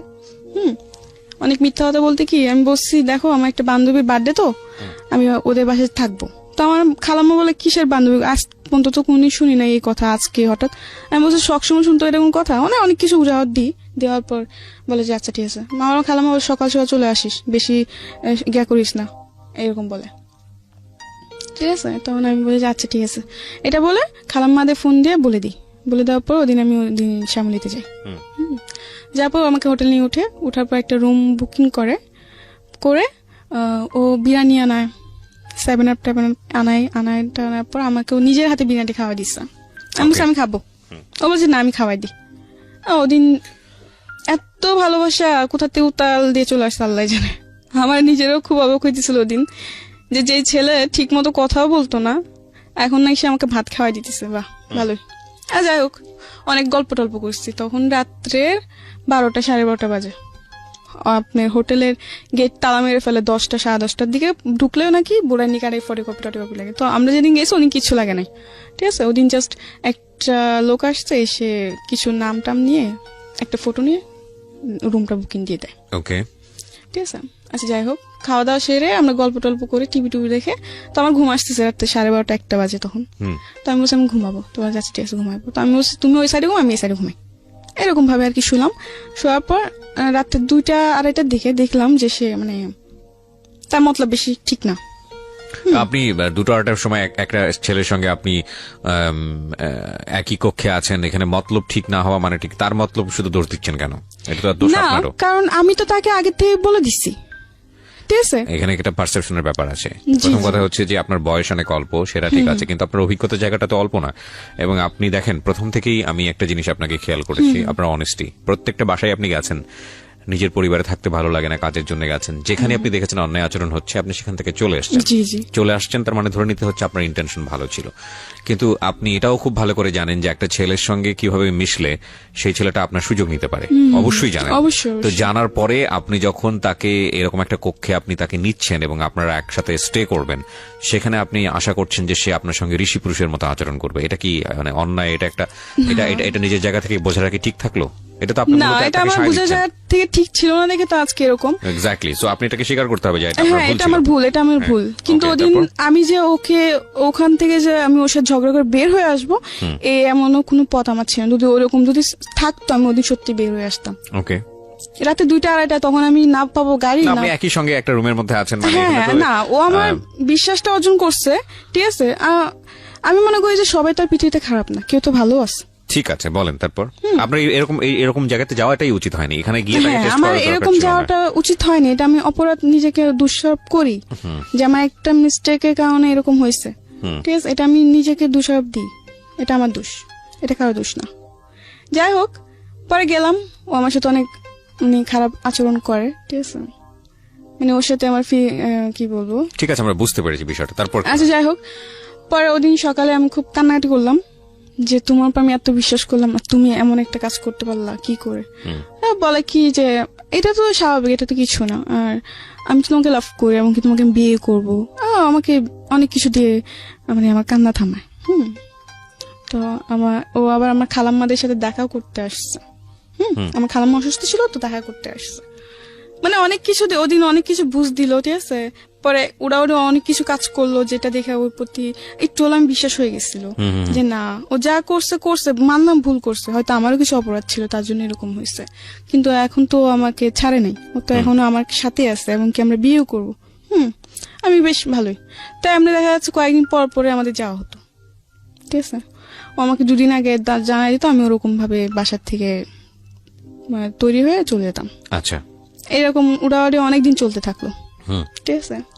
চলার পরে একটা পর্যায়ে আমার খালাম্মারা সন্দেহ করতে শুরু করে যে আসলে তুই কোথায় যাস, কার সাথে যাস। না এরপর আপনার রেগুলার এটা মেইনটেইন করতে। হ্যাঁ হ্যাঁ, রেগুলার বলতে ধর মাসে 2-3 বার এটা হতোই। যাই হোক, পরে আমার খালাম্মারা বকাঝকা করে যে তুই তো আর আগে এরকম কোনোদিন এরকম করিস না, তাহলে এখন কেন করতেছিস। তো আমি বললাম যে এমনি, অনেক কিছু বলে। পরে আমার খালাম্মা আমার সাথে ঝগড়া করে আমাকে এমনকি মারতেও আসে। যখন ওই ছেলের ব্যাপারে জানতে পারলো, কিন্তু এইসব সম্পর্কের ব্যাপারে ছেলের সাথে এটা জানতো না, কিন্তু এটা জানতো যে ওই ছেলের সাথে আমি কথা বলি। তো একটা পর্যায়ে আমার ফ্যামিলি যখন জানতে পারে, মানে আমার খালাম্মারা, যেমন আমার মামাতো ভাই, চাচা চাচা চাচা নাই, আমার জ্যাঠা আছে, যাই হোক, আমার খালাতো ভাই, ওরা যখন জানতে পারে তখন আমাকে একটা কথা বলছে যে ওই ছেলে ভালো না, তুই ওই ছেলের সাথে কথা বলিস না, জীবনে তো অনেক কিছুই করছস, অনেক কষ্ট তো দেখছস, এখন আর ওর সাথে মিশিস না, ওর তো জীবনে ধ্বংস করে দেবো। আমাকে এইসব কথা আমি জানা না, ও এরকম কখনোই করবে না। আমি বিশ্বাস ছিল, ঠিক আছে। ও আমার খালাম্মাদের সাথে দেখা করতে আসে, তো ওদিন খালাম্মা দেখা করতে আসে ফল ফ্রুট নিয়ে টিয়ে, অসুস্থ ছিলেন, আমার খালাম্মা হার্টের প্রবলেম ছিল, ডাক্তার গেছিল। যাই হোক, আসার পর আমার খালাম্মার সাথে কথাবার্তা বলে, তো আমার খালাম্মা একটা কথাই বলে যে ওই ছেলে ভালো না, তুই ওর সাথে চলাফেরা করিস না, তুই ওর সাথে দূরে চলে যা, মানে ওর থেকে তুই দূরে চলে যা, কারণ ও তোর জন্য ভালো ছেলে না, ওর মতলব অন্যরকম। আমার খালাম্মা বললো আর কি। তো আমি কি যে বলো, তোমাদের সবই খারাপ হয়ে যায়, সবই তোমাদের জন্য খারাপ। তো আমার খালাম্মা বলে যে আজ তো বুঝতেছ না, কিন্তু একদিন বুঝবি ঠিকই, কিন্তু সেদিন বুঝে কোনো লাভ হবে না। তো আমার এইসব কথা বলার পর আমি কিছু বলি না, ঠিক আছে। তো যখনই ওর সাথে দেখতেছি যে আস্তে আস্তে ওর সাথে দেখা করাটা আমার বেশি বাড়তেছে, অতিরিক্ত। এটা মানে আমি যে এলাকায় থাকি ওই এলাকায় মানুষের নজরে পড়তেছে। তো এতে অনেক মানুষ অনেক কিছু বলে আমার খালাম্মা দেখে, পরে ওসব নিয়ে আমার সাথে ঝগড়াঝাটি করে খালাম্মা। তো একটা পর্যায়ে এমন হয় যে ওদের চেহারাটা দেখলে আমার বিশাল মতো লাগতো, আমার খালাম্মা দেখে আমি সহ্য করতে পারতাম, যে আমাকে ডাক দিত, শাসন করতো, এই জন্য। তো একটা পর্যায়ে আমি কি করে ওকে ফোন দিই, আমি বলি চলো আমরা রুম নিয়ে একসাথে থাকবো, আমরা রুম নিব, যেহেতু আমরা বিয়ে করবো, তো আমরা বিয়ে করে রুম নিয়ে নিই। বলছে আচ্ছা ঠিক আছে। তো আমাকে বলে তুমি রুম খুঁজো, আমাকে ছেলেটা বলে। তো আমি বলছি আচ্ছা ঠিক আছে, আমি রুম খুঁজবো। পরে আমি রুম খুঁজি, ঠিক আছে। রুম খুঁজতে খুঁজতে একটা রুম পাইলাম, শেষ পর্যায়ে 3,000 টাকা ভাড়া। প্ল্যানিং করলেন আপনারা একসঙ্গে লিভ দিতে? আর আমি ওদিকে আমার খালাম্মা দিকে বলছি আমি তোমাদের সাথে থাকবো না। এই নিয়ে অনেক কিছু বলে যে কোথায় যাবি, দেখ পৃথিবীটা যত সহজ বল ততটা না, অনেক কঠিন এই পৃথিবী, এই সেই। কোথায় যাবে একটা মেয়ে, এই অনেক কিছু বলে। তো আমি বলছি তোমাদের এসব ভাবতে হবে না, আমার যা করে আমি তাই করুম। মানে অবাধ্য ছিলাম, কথার অবাধ্য ছিলাম। যাই হোক, পরে ও একদিন পর ফোন দিল আমাকে। ফোন দিয়ে আমাকে বললো যে সরি, আমি রুম নিতে পারবো না, একটু প্রবলেম হয়ে গেছে, আমি ইমার্জেন্সি দেশে যেতে হবে। ওকে, মানে রিয়াদ আপনাকে এটা বললো? হ্যাঁ, ও আমাকে এটা বললো। তো আমি বললাম যে এটা তুমি কি বলতেছো, রুম নিতে পারবো না মানে? মাস শেষের দিকে আমি খালাম্মাদিকে বল দিছি যে আমি ওদের সাথে থাকবো না, এখন আমি কোথায় যাব? এছাড়া তো আমার কোনো জায়গা চিনা জানা নেই। ঠিক আছে, তো এইসব বলার পর আমার জিনিসটা অনেক খারাপ লাগলো, যার জন্য আমি এত কিছু করলাম, এত স্যাক্রিফাইস করতেছি, আর সে কিনা বলে এরকম কিছু। অনেক রাগ উঠছে ওর উপর আমার। রাগে আমি ওর ফোন নাম্বারটা ডিলিট করে দিছি। দিয়ে আমার একটা মামাতো বোন ছিল, বলে রাখি আমার মামাতো বোন ওর আব্বু আম্মু আসার আগে আমার খালাম্মার সাথে 3 মাস ছিল। তার মানে আমার সাথে খুবই একটা বোনের থেকে বেশি বান্ধবী ছিল। ঠিক আছে, আমরা যখনই যেতাম একসাথে যেতাম ঘুরতে টুরতে। আর ও আমার ব্যাপারে সব জানতো, আমার রিয়াদের সাথে যে আমার এরকম সম্পর্ক এটা ও জানতো। ঠিক আছে, তো আমাকে অনেক সাবধান করছিল, কিন্তু আমি মানি নাই। যাই হোক, পরে একটা পর্যায়ে ও না করে দেয়, ও রুম নিবে না। তখন আমার মাথায় চিন্তা ঢুকে গেছে যে ও রুম নিবে না, তাহলে আমি কি করবো, কোথায় যাব? আমি তো তেমন কিছু চিনিও না। আচ্ছা, যাই হোক, পরে আমার ওই মামাতো বোনটাকে ফোন দিই। ফোন দেওয়ার পর বলি যে দেখ এরকম এরকম, তুই আমার জন্য একটা চাকরি ব্যবস্থা আর থাকা খাওয়ার জায়গা ব্যবস্থা কর। তো বলছে আচ্ছা ঠিক আছে, সমস্যা নেই, আমি করতেছি। ও 2-1 দিনের মধ্যে একটা ব্যবস্থা করছে একটা মেয়ের সাথে। মেয়েটার নাম হচ্ছে আপনার সুবর্ণা। দেখতে অনেক সুন্দর ছিল, খাটো বেশ ভালোই ছিল। ওকে, তো ওই মেয়েটার সাথে আমার থাকা খাওয়ার ব্যবস্থা করছে আমার মামাতো বোন। করার পর আমি বলছি আচ্ছা ঠিক আছে, তো আমি যাই। আমার খালাম্মাদের কাছ থেকে বিদায় নিয়ে চলে যাই আমি। যাওয়ার পরে ওখানে আমাকে নিয়ে যায় ওই রুমে। ঠিক আছে, তো রুমে গেলাম 1-2 দিন বেশ ভালোই। পরে জানতে পারলাম যে, আরেকটা কথা বলে রাখি, আমার মামাতো বোনকে দিয়ে একটা ছেলের সাথে আমার পরিচয় হওয়ার পরে ওই ছেলে আর আমার মামাতো বোন আমাকে নিতে আসছে। আমি মোহাম্মদপুর লাগাত গেছি, ওখান থেকে ওরা আমাকে চরে নিয়ে যাবে, কারবাঙ্গি চরে। তো ওখান থেকে ওরা আমাকে নিয়ে যায়, চরে নিয়ে যায় ওর বান্ধবী বাসায়। আমার মামাতো বোনের বান্ধবী বলে পরিচয় দিচ্ছে, তো আমারও তো বান্ধবী হয়। আচ্ছা যাই হোক, গেলাম। যাওয়ার পর 1-2 দিন বেশ ভালোই। পরে জানতে পারলাম যে ওই ছেলের কে সুবর্ণা হাজবেন্ড বলে পরিচয় দিয়ে এই রুমটা নিচ্ছে। মানে আসলে তো ওরা হাজবেন্ড ওয়াইফ না, মিথ্যা কথা দিয়ে নিচ্ছে রুমটা, মিথ্যা কথা বলে নিয়ে পরে। কিন্তু হাজবেন্ড একজনকে বানাইছে, কিন্তু রাত্রে এসে থাকে আরেকজন, সুবর্ণার বয়ফ্রেন্ড থাকে। ওকে, সুবর্ণার বয়ফ্রেন্ড থাকে। সুবর্ণার বয়ফ্রেন্ড প্রতিদিন রাত্রে চলে আসে, 11টা-12টার দিকে চলে আসে। ওরা সারা রাত জায়গা থাকে আর আপনার সারাদিন ঘুমায়। সুবর্ণা আবার এসব মানে এসব কাজ করতো সে। তো দেখা যাচ্ছে 1-2 দিন যাওয়ার পর দেখতে পারলাম একটা জিনিস, লক্ষ্য করলাম যে ও রাতে 2টা নয় 3টা নয় বাসাতে বের হতেছে, আবার বাসায় আসতেছে। ঠিক আছে, কোনো চাকরি করে না, কিন্তু অথচ ওদের কাছে টাকার কোনো অভাব নাই। ওকে, এটা আপনি নোটিস করলেন নিজে নিজে? হ্যাঁ। তো একটা পর্যায়ে আমরা দেখতে দেখতে প্রায় অনেক দিন কেটে গেল, 10 দিনের মতো এরকম কাটছে। কাটার পর আরেকটা জিনিস, সুবর্ণা এবং সুবর্ণার বয়ফ্রেন্ড একটু অন্যরকম ছিল, একটু মানে কি বলবো, সবকিছু ওপেনলি। কিন্তু হ্যাঁ, ও মানে সুবর্ণা এটার জন্য কোনোদিন ওকে বাধা দেয় নাই। ঠিক আছে, কারণ হাজার হোক সে আমার প্রেমিক হোক বা আমার হাজবেন্ড হোক, আমার চোখের সামনে অন্য কোনো মেয়ের ব্যাপারে কথা বললে এটা আমি সহ্য করবো? অবশ্যই না। কিন্তু সুবর্ণা এরকম ছিল না, সুবর্ণা আরো উৎসাহিত দিত ওকে যে তুমি করতে পারো, সমস্যা নেই। ওকে, এরকম করতো। ঠিক আছে, তো এরকম কাটতে থাকে, এগুলো আমার ভালো লাগতো না। যে কি এসব কি মানে কোনো কিছু মানে নিয়ম কারণ নাই, যখন ইচ্ছা এগুলো কি হচ্ছে, মানে আমার ভালো লাগতো না। হ্যাঁ, তো আমি অনেক ঝগড়াঝাটি করি। ঠিক আছে, ঝগড়াঝাটি করার পর আমি প্রায় 10 দিন ভাত খাইনি রাগি না খেয়ে। ওই যে বললাম যে ওই যে ছেলেটার সাথে আমার পরিচয় হয়েছে ওদের ধারাতে, ওকে ফোন দিই, যাকে সুবর্ণা হাজবেন্ড বানাইছে। ওকে ফোন দেওয়ার পর বলি যে আমি ভাত খাইনি, আমার ক্ষুধা লাগছে, আমার জন্য খাবার নিয়ে আসো। তো আমার জন্য খাবার টাবার নিয়ে আসতো। ঠিক আছে, নিয়ে আসার পরে এমনি করে কাটতে থাকলো, কয়েকদিন কাটলো, 5-6 দিন হয়ে গেল। ঠিক আছে, তো একদিন ওরা একটা পার্টিতে যাবে। তো পার্টিতে যাবে, তো আমাকে বলতে তুইও চল পার্টিতে যাব। আবার সুবর্ণা যেটা করতো ওইটার মধ্যে আমার মামাতো বোনও যুক্ত হয়ে গেছে। ফার্স্টে করে নাই, ঠিক আছে, কিন্তু পরে যে ওরা দুজন একসাথে 71 হয়ে গেছে। তো ওরাও চাইছিল আমি করি, কিন্তু আমার একটা কথা ছিল যে আমি মরে যাব, কিন্তু আমি এসব কিছু করব না। তো ওরা বলে কি হ্যাঁ এখন করবি না, একদিন দেখিস ঠিকই করবি, কারণ যে ছেলের সাথে তুই পরিচয় হয়েছিস ও ছেলে ভালো না, কারণ সুবর্ণা দায় করে ওই ছেলেকে, সুবর্ণার লাইফের জন্য ওই ছেলে দায়। তো আমার কথা হলো, যখন ও এতই খারাপ ছিল তাহলে তবে আমার সাথে ওদের কেন পরিচয় করাই দিছিস? আমার কথা এটা। আমি বলছি ঠিক আছে, খারাপ না ভালো এটা আমি পরে দেখে নেব, তোদের থেকে আমার জানতে হবে না। এটা বলার পর ওরা বলে আচ্ছা ঠিক আছে একদিন বুঝবি। তো আমি বলছি আচ্ছা ঠিক আছে বুঝে নেব না, সমস্যা নেই। এইগুলো নিয়ে ঝগড়া, তারপর একদিন পার্টিতে যাবো, তো আমাকে বলছে তুইও চল। আমি বলছি না আমি পার্টিতে যাবো না, ঠিক আছে। তো বলে যে না পার্টিতে ওরকম কিছু না, জাস্ট ফ্রেন্ডসটা মিলে একজন বার্থডে সেলিব্রেট করবে, না ওইটা আমাদের যাবো। তো আমার আচ্ছা ঠিক আছে। তো আমরা তৈরি হলাম, 3 জন তৈরি হয়ে গেলাম। কিন্তু ওখানে যাওয়ার পর প্রায় 10-12টা ছেলে, ঠিক আছে, 10-12টা ছেলের মধ্যে আমরা 3 জন মেয়ে। আমাকে বলছে যে আরো মেয়েরা আসবে, অনেক বড় করে পার্টি হবে, সে অনেক কিছু বলে। তো আমি বিশ্বাস করি আচ্ছা ঠিক আছে আমি যাবো। তো ওই পার্টিতে গেলাম, যে দেখি যে 10-12 জন ছেলে আর আমরা শুধুমাত্র 3টা মেয়ে। তো ওই দিন যাওয়ার পর আমার ভাল লাগে না, তো আমি বলছি আমি চলে যাবো। বলে কি এত রাত্রে তো বাসায় যাওয়া যাবে না, রাত্রে বেশি 11টার দিকে রওনা দিচ্ছে, যাইতে যাইতে অনেক সময় লেগে গেছে। পরে কিছুক্ষণ থাকার পর আমার ভালো লাগতেছে না, তো আমি বলছি আমি চলে যাবো, যে এত রাত্রে গেলে বাড়িওয়ালা জিনিসটা খারাপ ভাববে, থাকে যা। আচ্ছা যাই হোক, তো ওদিন ওই পার্টিতে ওরা অনেক কিছু আনে, অনেক নেশা জাতীয় জিনিসপত্র আনে, ওগুলো খায় ওরা, এমনকি আমাকে জোর করে খাওয়ানো হয়। তো আমি খাই এবং ওদের থেকে বেশি আমাকে খাওয়ানো হয়। আচ্ছা, আপনাকে মানে ড্রাগ নিতে বলা হয় এবং আপনি সেটা নেন?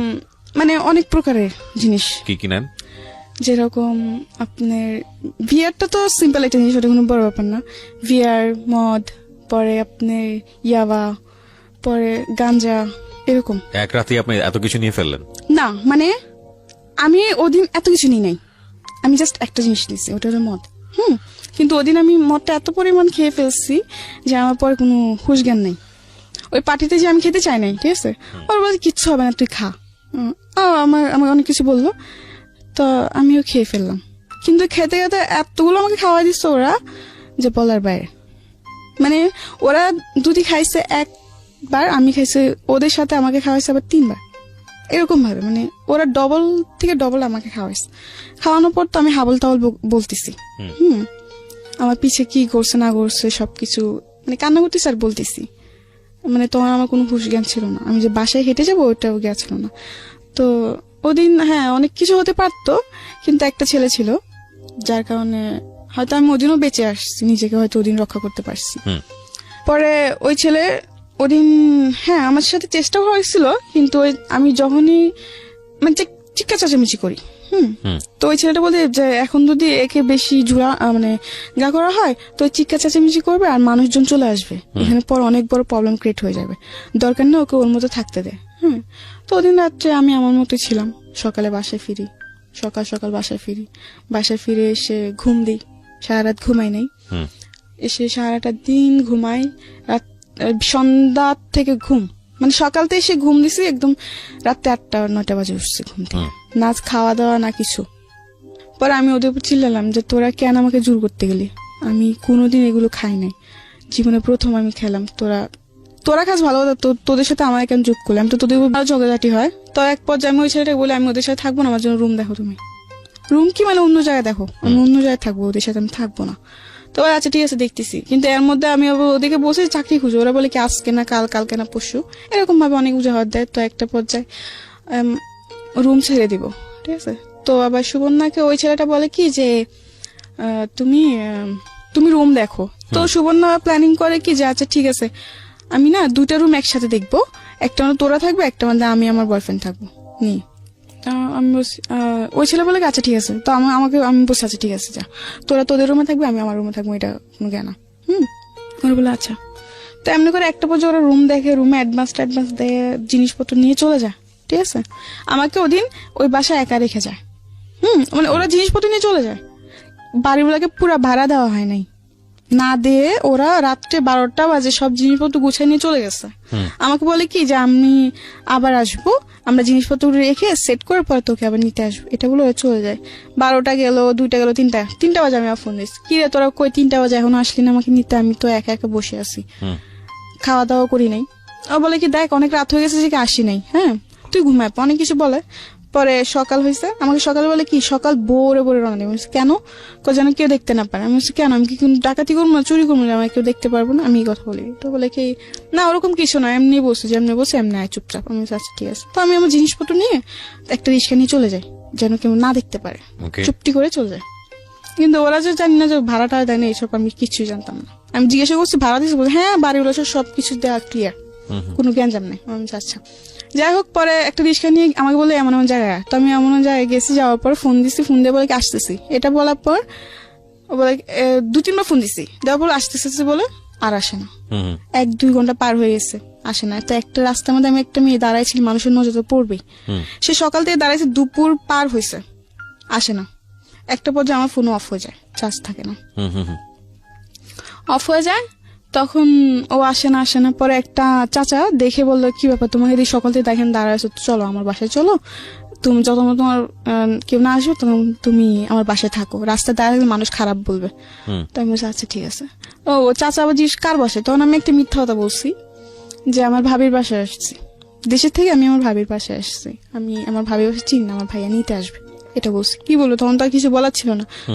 যাই হোক, পরে বলছে আচ্ছা ঠিক আছে, তোমার ভাবি ভাইয়া আসার আগে তুমি আস্তে আস্তে তুমি আমার বাসায় থাকো। যাই হোক, এরকম ভাবে চলতে থাকে, ঠিক আছে। তো এরকম ভাবে চলতে চলতে একটা পর্যায়ে আমি রুম নিয়ে, ওই ছেলেটা আমাকে রুম নিয়ে দেয়। হ্যাঁ, রুম নিয়ে দেওয়ার পরে আমি রুমে থাকি, থাকতে থাকতে পরে ওই ছেলেটার সাথে মানে আমার একটা সম্পর্ক জড়ায় যায়। আমি একটা সম্পর্ক জড়ায় যায়। একটা পর্যায়ে ওই ছেলেটা মানে বেশ কয়েকদিন ভালোই ছিল, সবকিছুই ঠিক ছিল, ঠিক আছে। ঠিক থাকার পরে কয়েকদিন পর দেখি যে ও ফোন টোন দেয় না, রিসিভ করে না। এর মধ্যে আবার 3-3.5 টাকা দিয়ে ঘর নিছে। একটা পর্যায়ে ঘর ভাড়া চলে আসছে সামনে। তো আমি খুব চিন্তায় পড়ে গেছি, ঘর ভাড়া কোথা দিয়ে দিব না দিব, মাথা নষ্ট পুরা। তো ওদিন আমাকে ও একটা ওর বন্ধুকেও নাম্বার দেয় আমার, ওর বন্ধু আবার আমাকে একটা অফার দেয়, হ্যাঁ তুমি আসো, ঠিক আছে তুমি আসো, তুমি পরে এসে টাকা নিয়ে যাও। আচ্ছা। তো আমি ফার্স্ট বলছি মরে যাবো তবু করবো না, মানে একটা ওরকম ধরনের অফার দেয়। তো আমি বলছি না আমি মরে যাবো, কিন্তু আমি এরকম কিছু করবো না। তো বলছে না এটা তোমার ব্যক্তিগত ব্যাপার, এখন কি করবা তুমি, তোমার টাকা লাগবে, তোমাকে তো কেউ এমনি টাকা দিয়ে দেবে না। তো আমি বলছি যে না, তবু আমি এসব কিছু করবো না। তো বলে কি যে না দেখো তুমি ভাবে দেখো। পরে আমি যাইতে চাই না, পরে ওই ছেলে আমাকে ফোন দেয়, ফোন দিয়ে আমাকে অনেক কিছু বলে। তো আমি ওর অনেক ধরনের প্রশ্ন করি, করার পর ও প্রশ্ন উত্তরগুলো দেয়। দেওয়ার পর কেমন প্রশ্ন, যে আমি বলছি যদি আমি এরকম কিছু করি তাহলে কি তুমি আগের মতো আমাকে লাভ করবো, হ্যাঁ অবশ্যই করবো, এরকম কিছু একটা প্রশ্ন করি। তো এক পর্যায়ে অনেক ভাবনা চিন্তা করে আর কোনো উপায় পাইনি, কারণ তোমার না পারতেছি ফ্যামিলির কাছে চাইতে, না পারতেছি কোনো বন্ধু বান্ধবের কাছে হেল্প চাইতে। তো একটা পর্যায়ে আমি ওদের অফারে রাজি হই।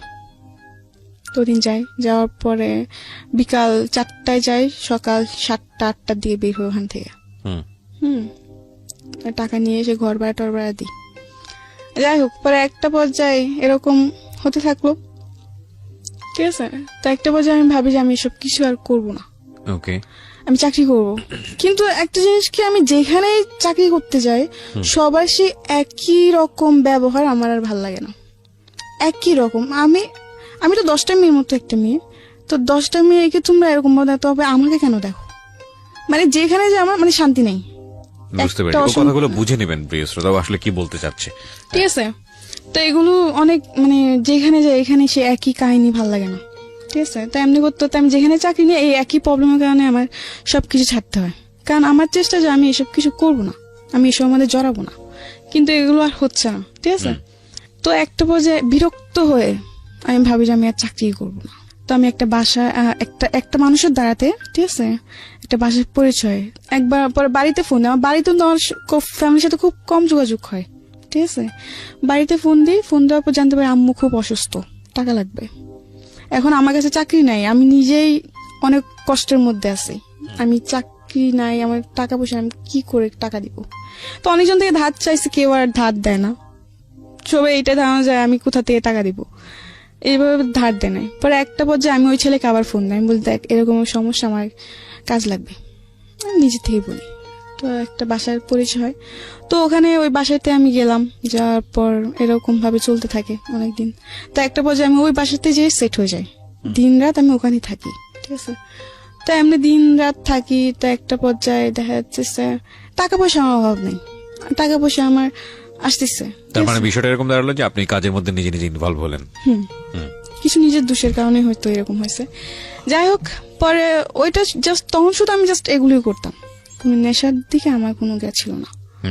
তা একটা পর্যায়ে যখন ওখানে থাকতে শুরু করি, তখন ওখানে যে লোকগুলো আসে তারা অনেকে এগুলো খায়, অনেকে খায় না। কিন্তু একটা লোক আছে, সে আসলে মানে পুরাপুরি 2 দিন থাকে ওই বাসায়।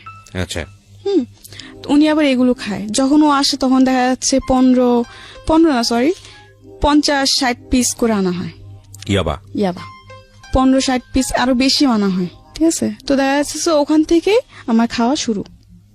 আমি খেতে চাই না, আমাকে জোর করা হয় যে খায়, কিচ্ছু হবে না, এগুলো কিচ্ছু না, এই সে অনেক কিছু বলে। হ্যাঁ, তাই আমি বলছি না, আমি এগুলো খাবো না। মানুষ শুনছে এগুলো অনেক খারাপ, এগুলো খাইলে নাকি এগুলোর প্রতি মানুষের নেশা হয়ে যায়। তো বলে কি যে না, এরকম কিছু না। তো ওদিন আমি খাই, যেদিন ফার্স্ট টাইম খাই ওদিনই আমি 3টা খাই। 3টা খাওয়ার পর আমি সারা রাত ঘুমাই নাই, 2-3 দিন আমি ভাত খাইতে পারি নাই। এরকম একটা প্রবলেম হয়েছে এবার খাওয়ার পরে।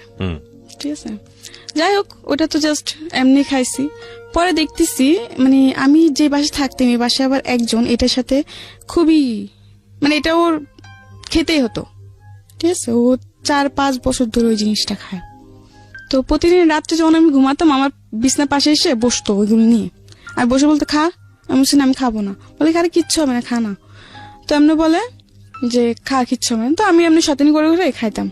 একটা বছর দেখতেছি যে এটার প্রতি আমি অনেক বেশি হয়ে গেছি, মানে এটা না খেলে আমার হয়ই না, এফেক্টেড হয়ে গেছে, অ্যাডিক্টেড। হ্যাঁ, ফার্স্টে খেতাম, কোনো টাকা পয়সা লাগতো না। পরে দেখি যে আমি নিজের থেকে 2-3টা এমনি কিনে খাইতে হইতেছে। হ্যাঁ, তো একটা পর্যায়ে এমন হতে হতে পরে ডিসাইড করি যে না, এখানে থাকলে আমি এটার প্রতি জড়াই যাব। কিন্তু অলরেডি আমি জড়াই গেছি। দেখা যাচ্ছে এটা আমার খেতেই হয়, না খেলে আমার অনেক ধরনের প্রবলেম দেখা যায়, যেমন হাত পা ব্যথা করবে বা মাথা ব্যথা করবে, অনেক কিছু আমার হয়। ঠিক আছে, না খেলে। তো এমনি করে আমার খেতেই হয়। তো এমনি দেখা যাচ্ছে খাইতে এটা আমার এখন নেশার মতো পরিণত হয়েছে। তো কি দাঁড়ালো, মানে গল্পটা আসলে কি দাঁড়ালো, কোথায় থামলো? গল্পটা এখনো থামে নাই। ঠিক আছে, এখনো আমি এসবের মধ্যে আছি। আমি জানি আমাদের সময়টা থেমে গেছে, সেই জন্যই জিজ্ঞেস করছি আসলে গল্পটা কোথায় এসে থামলো। আপনি এখনো এসবের মধ্যে আছেন এবং হ্যাঁ, কারণ আমি চেলেও বের হতে পারি না। আমি কথায় যদি বলি যে প্রস্টিটিউশনে আপনি আছেন, আপনি ড্রাগে আছেন, কিন্তু আপনার ভিতরের বিবেক বোধটা মরে যায়নি বলেই আজকে আপনি সবকিছু ছেড়ে ছুড়ে দিয়ে অনেক রিস্ক নিয়ে আপনি আজকের এই অনুষ্ঠানে কারণ আমি যে লোকদের সাথে থাকি তারা খুবই অন্য টাইপের। দেখা যাচ্ছে আজকে যে আমি গাড়ি ভাড়াটা নিব, হ্যাঁ, এটা অনেক ভয়ে ভয়ে নিছি। বেশি বাড়াবাড়ি করলে ওরা খুব খারাপ আচরণ করে, কারণ ওরা মানে ওই ঘরের যে ভাইয়াটা আর যে আপুটা দুজনই নেশা করে, হাজবেন্ড ওয়াইফ। হাজবেন্ড ওয়াইফ দুজনই নেশা করে। তো দেখা যাচ্ছে খুবই থাকে ওরা, মানে খুব কি বলবো, রুড। হ্যাঁ, অনেক মানে কিছু না হতে হতে চিল্লাপাল্লা মারধর এগুলো শুরু করে দেয়। তা আমার কথা কি জানেন, যে জীবনে আমি অনেক ভুল করছি।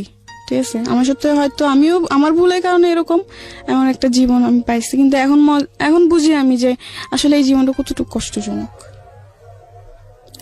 একটা যেটা হচ্ছে যে ভুল আপনি শুধু করেছেন তা বলবো না আমি, আপনার পরিবারও করেছে, সবকিছু মিলিয়ে আপনার দারিদ্র অবস্থা সবকিছু মিলিয়ে ভুলে ভরা একটা জীবন এবং 17 বছর বয়সেই ভয়ঙ্কর রকমের পরিণতি। এখান থেকে বের হয়ে একটা স্বপ্ন দেখেন না, সুন্দর একটা স্বপ্ন, একটা বাচ্চা, একটা সংসার।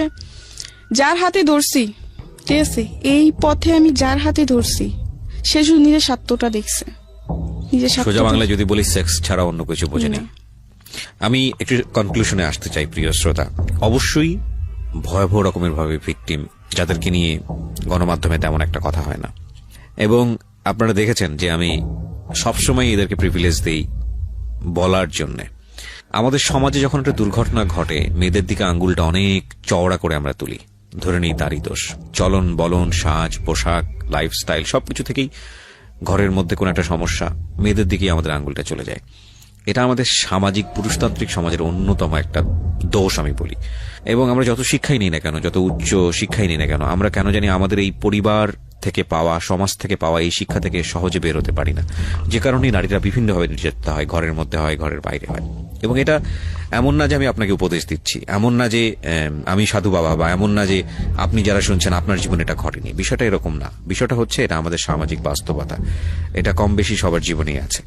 কিন্তু আমি আসলে এই সব বোধের বাইরে থেকে আজকের এই গল্পে একটা জায়গায় একটু থিত হতে চাই, একটা জায়গায় একটু ভাবতে চাই, এবং এই ভাবনার জায়গাটা স্প্রেড করতে চাই সকল অপরাধী মানুষের জন্য, সকল ভুল করা মানুষের জন্য, কিংবা যারা ভুল করেনি তাদের জন্য। সেটা হচ্ছে, দেখুন, একজন মানুষ যে ড্রাগ নিচ্ছে, যে জানে যে কাজগুলো অন্যায় হচ্ছে, তারপরও তার মধ্যে বোধ বেঁচে থাকে।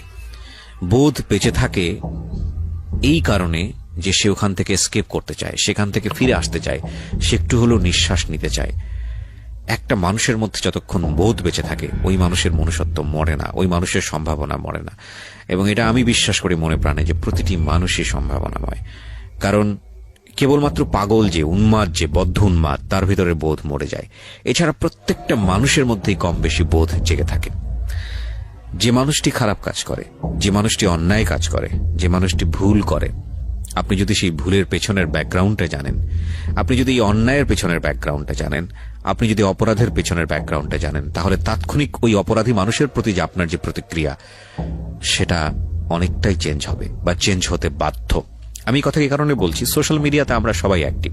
আপনারা যারা শুনছেন, আমি ধরে নিচ্ছি 90% মানুষেরই ফেসবুক অ্যাকাউন্ট আছে। কিছুদিন আগে আমি এরকম একটা চিত্র দেখলাম যে পাবলিক প্লেসে রাত 2টো বা 3টার দিকে, হয়তো ফেসবুকে খুঁজলে আপনি পাবেন ভিডিওর মধ্যে। এটা আমি আমার বিশ্ববিদ্যালয় জীবনেও একবার এরকম দেখেছিলাম, আমি মেনশন করবো না কোন এরিয়াতে দেখেছিলাম, বাট এটা কম বেশি সবার চোখেই পড়ে।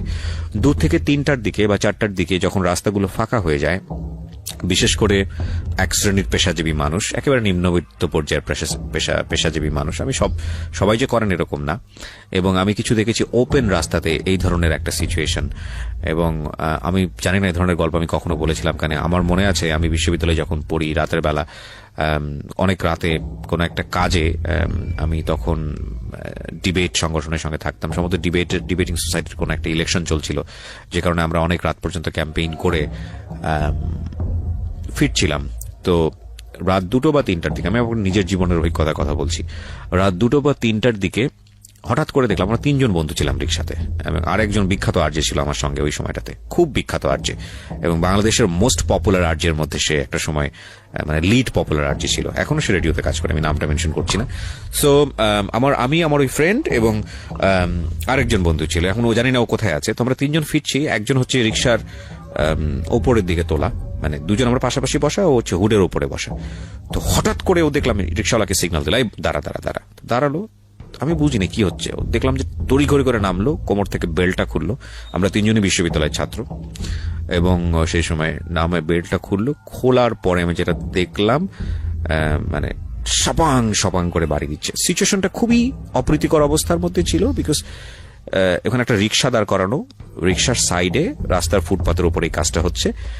রিক্সাওয়ালা উপর অবস্থায় ছিলেন, ভদ্রমহিলা নিচে ছিলেন, এবং বিলিভ করবেন না, আমি এক্সাম্পলটা এভাবে দিচ্ছি জাস্ট বিকজ অফ সিচুয়েশনটা বোঝানোর জন্য আপনাদেরকে। আমি বিকজ আমাদের সমাজে এটা খুব হয় একটা প্রাণীর প্রতি, কিন্তু আমি এটা মেনশন এভাবে করছি জাস্ট সিচুয়েশনটা বোঝানোর জন্য। অনেক সময় দেখবেন যে কুকুরকে যদি আমরা খুব জোরে বাড়ি মারি, কুকুর যে ঘেউটা করে ওঠে না, একদম হৃদয় বিদারক, মানে 2টো মানুষের মধ্য থেকে এরকম হৃদয় বিদারক, I didn't mention বা আমি রেফার লাইক দে আর ডগ, নো, আমি সেটা বলছি না। আমি বলছি এটা যে তাদের আর্তচিৎকারটা এতটা ভয়ানক ছিল, এবং যে দিকে পারে দৌড়। আমি আমার জীবনে দেখাটা এরকম একটা প্রথম দৃশ্য। ও একটু পরে দেখলাম যে চোখ লাল করে ফিরে আসলো। ও এসে বলছে যে এরা বিশ্ববিদ্যালয়ের পরিবেশ নষ্ট করে ফেলছে, এদেরকে তো কঠিন শাস্তি দেওয়া উচিত। তো আমি আমার ওই বিখ্যাত আর যে বন্ধু ছিল, সে পাশেই বসেছিল, সে চুপ করে গেল, আমিও চুপ করে থাকলাম। ঠিক 2 থেকে 3 মিনিট পর আমাদের কারোর কোনো কথা নাই। তো ওই সময় আমার ওই ফ্রেন্ডটা ভোরের কাগজ পত্রিকায় কাজ করত, পাশাপাশি জব, জার্নালিজম ডিপার্টমেন্টে পড়তো। তো আমি জানি না, মানে তোর সাথে তোমার তুই সম্পর্ক, তুই যদি শুনে থাকিস তুই হয়তো রিকল করতে পারবি, অথবা ভুলেও গেছিস। তো অনেকদিন যাবত যোগাযোগ নাই। তো বাই দ্য ওয়ে, ও আলটিমেটলি ওই যে গায়ে হাত তুলেছে তাকে বলছে যে তুমি নেক্সট টাইম কখনো আর এই কাজটা করবা না, আমার সামনে তো করবাই না, এবং নেক্সট টাইম আর কখনো করবো না। আমি দেখলাম মুহূর্তের মধ্যে ওর চোখটা লাল হয়ে গেছে এবং চোখের পানি ছলছল করছে। আমি বললাম কেন, মানে ওকে সিচুয়েশনটা আমাকে বল, মানে তুই একটা কাজ ঘটালি, আর একটা হচ্ছে যে মানে তোর এই অ্যাডভাইসটা কেন। তো বললো আমি আমার জীবনে একটা মেয়ের ইন্টারভিউ নিয়েছিলাম, সে ছিল শর্টদান্নি, এবং এইসবের শর্টদান্নি। এবং তার একটা ইন্টারভিউ নিয়েছিলাম আমি, এবং আমি জানি ব্যাকগ্রাউন্ডটা কি। আমি ব্যাকগ্রাউন্ডটা জানি বলেই আমি যখন ওই কাজটা করেছে তখন আমার এই গল্পটা মনে পড়ে গেছে। সো তুমি যদি এরকম ব্যাকগ্রাউন্ডটা জানো কোনো মানুষের, তুমি কখনো ওদের সাথে খারাপ আচরণ করতে পারবে না। আমি ডেফিনেটলি বলতেছি যে এই ধরনের ওপেন জায়গাতে এই কাজটা করা ঠিক হয়নি, কিন্তু কোনো অপরাধ তো অপরাধী, অন্যায় তো অন্যায়, সেটার তো একটা অ্যাঙ্গেল থাকবেই। কিন্তু অন্যায়ের শাস্তি যেন আরেকটা অপরাধ না হয়, অন্যায়ের শাস্তি যেন আরেকটা ভুল না হয়। কারণ আমি বারবারই একটা কথা বলি, জেল বলেন, ফাঁসি বলেন, জুলুম বলেন, এগুলো পৃথিবীর আদি থেকে আছে। এগুলো যদি আমাদের সমস্যার সমাধান করে দিত, হ্যাঁ ডেফিনেটলি এগুলো না থাকলে হয়তো সমাজের মধ্যে অনাচার বাড়তো, আমি অবশ্যই এটা বলতেছি। সামাজিক শেপ থাকতো না, অন্যায় অবিচার বেড়ে যেত, অফকোর্স আমি এগ্রি করি। কিন্তু এগুলোই যদি সমস্যার সমাধান করে দিতে পারতো, সমস্যা যদি একেবারে নির্মূল করে দিতে পারতো, তাহলে পৃথিবীর আদি থেকে যে জেল আছে সেই জেলের এতদিন প্রয়োজন থাকে কিভাবে? সেগুলো তো সমস্যার সমাধান হয়ে যাওয়ার কথা। মানুষ সভ্য হয় না কেন? এত এত শিক্ষা আমরা নিচ্ছি, এত আধুনিক হচ্ছি, সভ্য হয় না কেন? মানে আমি আমার জাস্ট পার্সোনাল থটগুলো আপনাদের সঙ্গে শেয়ার করছি, কারণ এগুলো আসলে কখনোই আমার কাছে মনে হয়, এটা আমার ব্যক্তিগত opinion, it's not a solution. কোনো মানুষকে শাস্তি দেয়া, ভুলের বিনিময়ে মারাত্মক শাস্তি দেয়া, অন্যায় দেয়া, ভাবে তাকে জোর করে শাস্তি দেয়া, এটা সলিউশন না। বরং সে অপরাধ কেন করে, তার এই যে ক্ষুদ্র বিবেকটা যেটা ঘুমন্ত অবস্থায় আছে, সেটাকে আরো বড় করে জাগিয়ে দেয়া, এমন ভাবে জ্বালিয়ে দেওয়া তার মধ্যে, যাতে সে আর কখনোই অপরাধের দিকে না যায়। এবং একটা মানুষকে, যখন একটা মানুষ ভুল করে, অন্যায় করে, সেই মানুষটাকে শাস্তি দিয়ে, ভয়ানক রকম ভাবে শাস্তি দিয়ে কখনোই তার বিবেককে জাগানো যায় না। এটা আমার বিলিফ। সো আজকের এই এপিসোড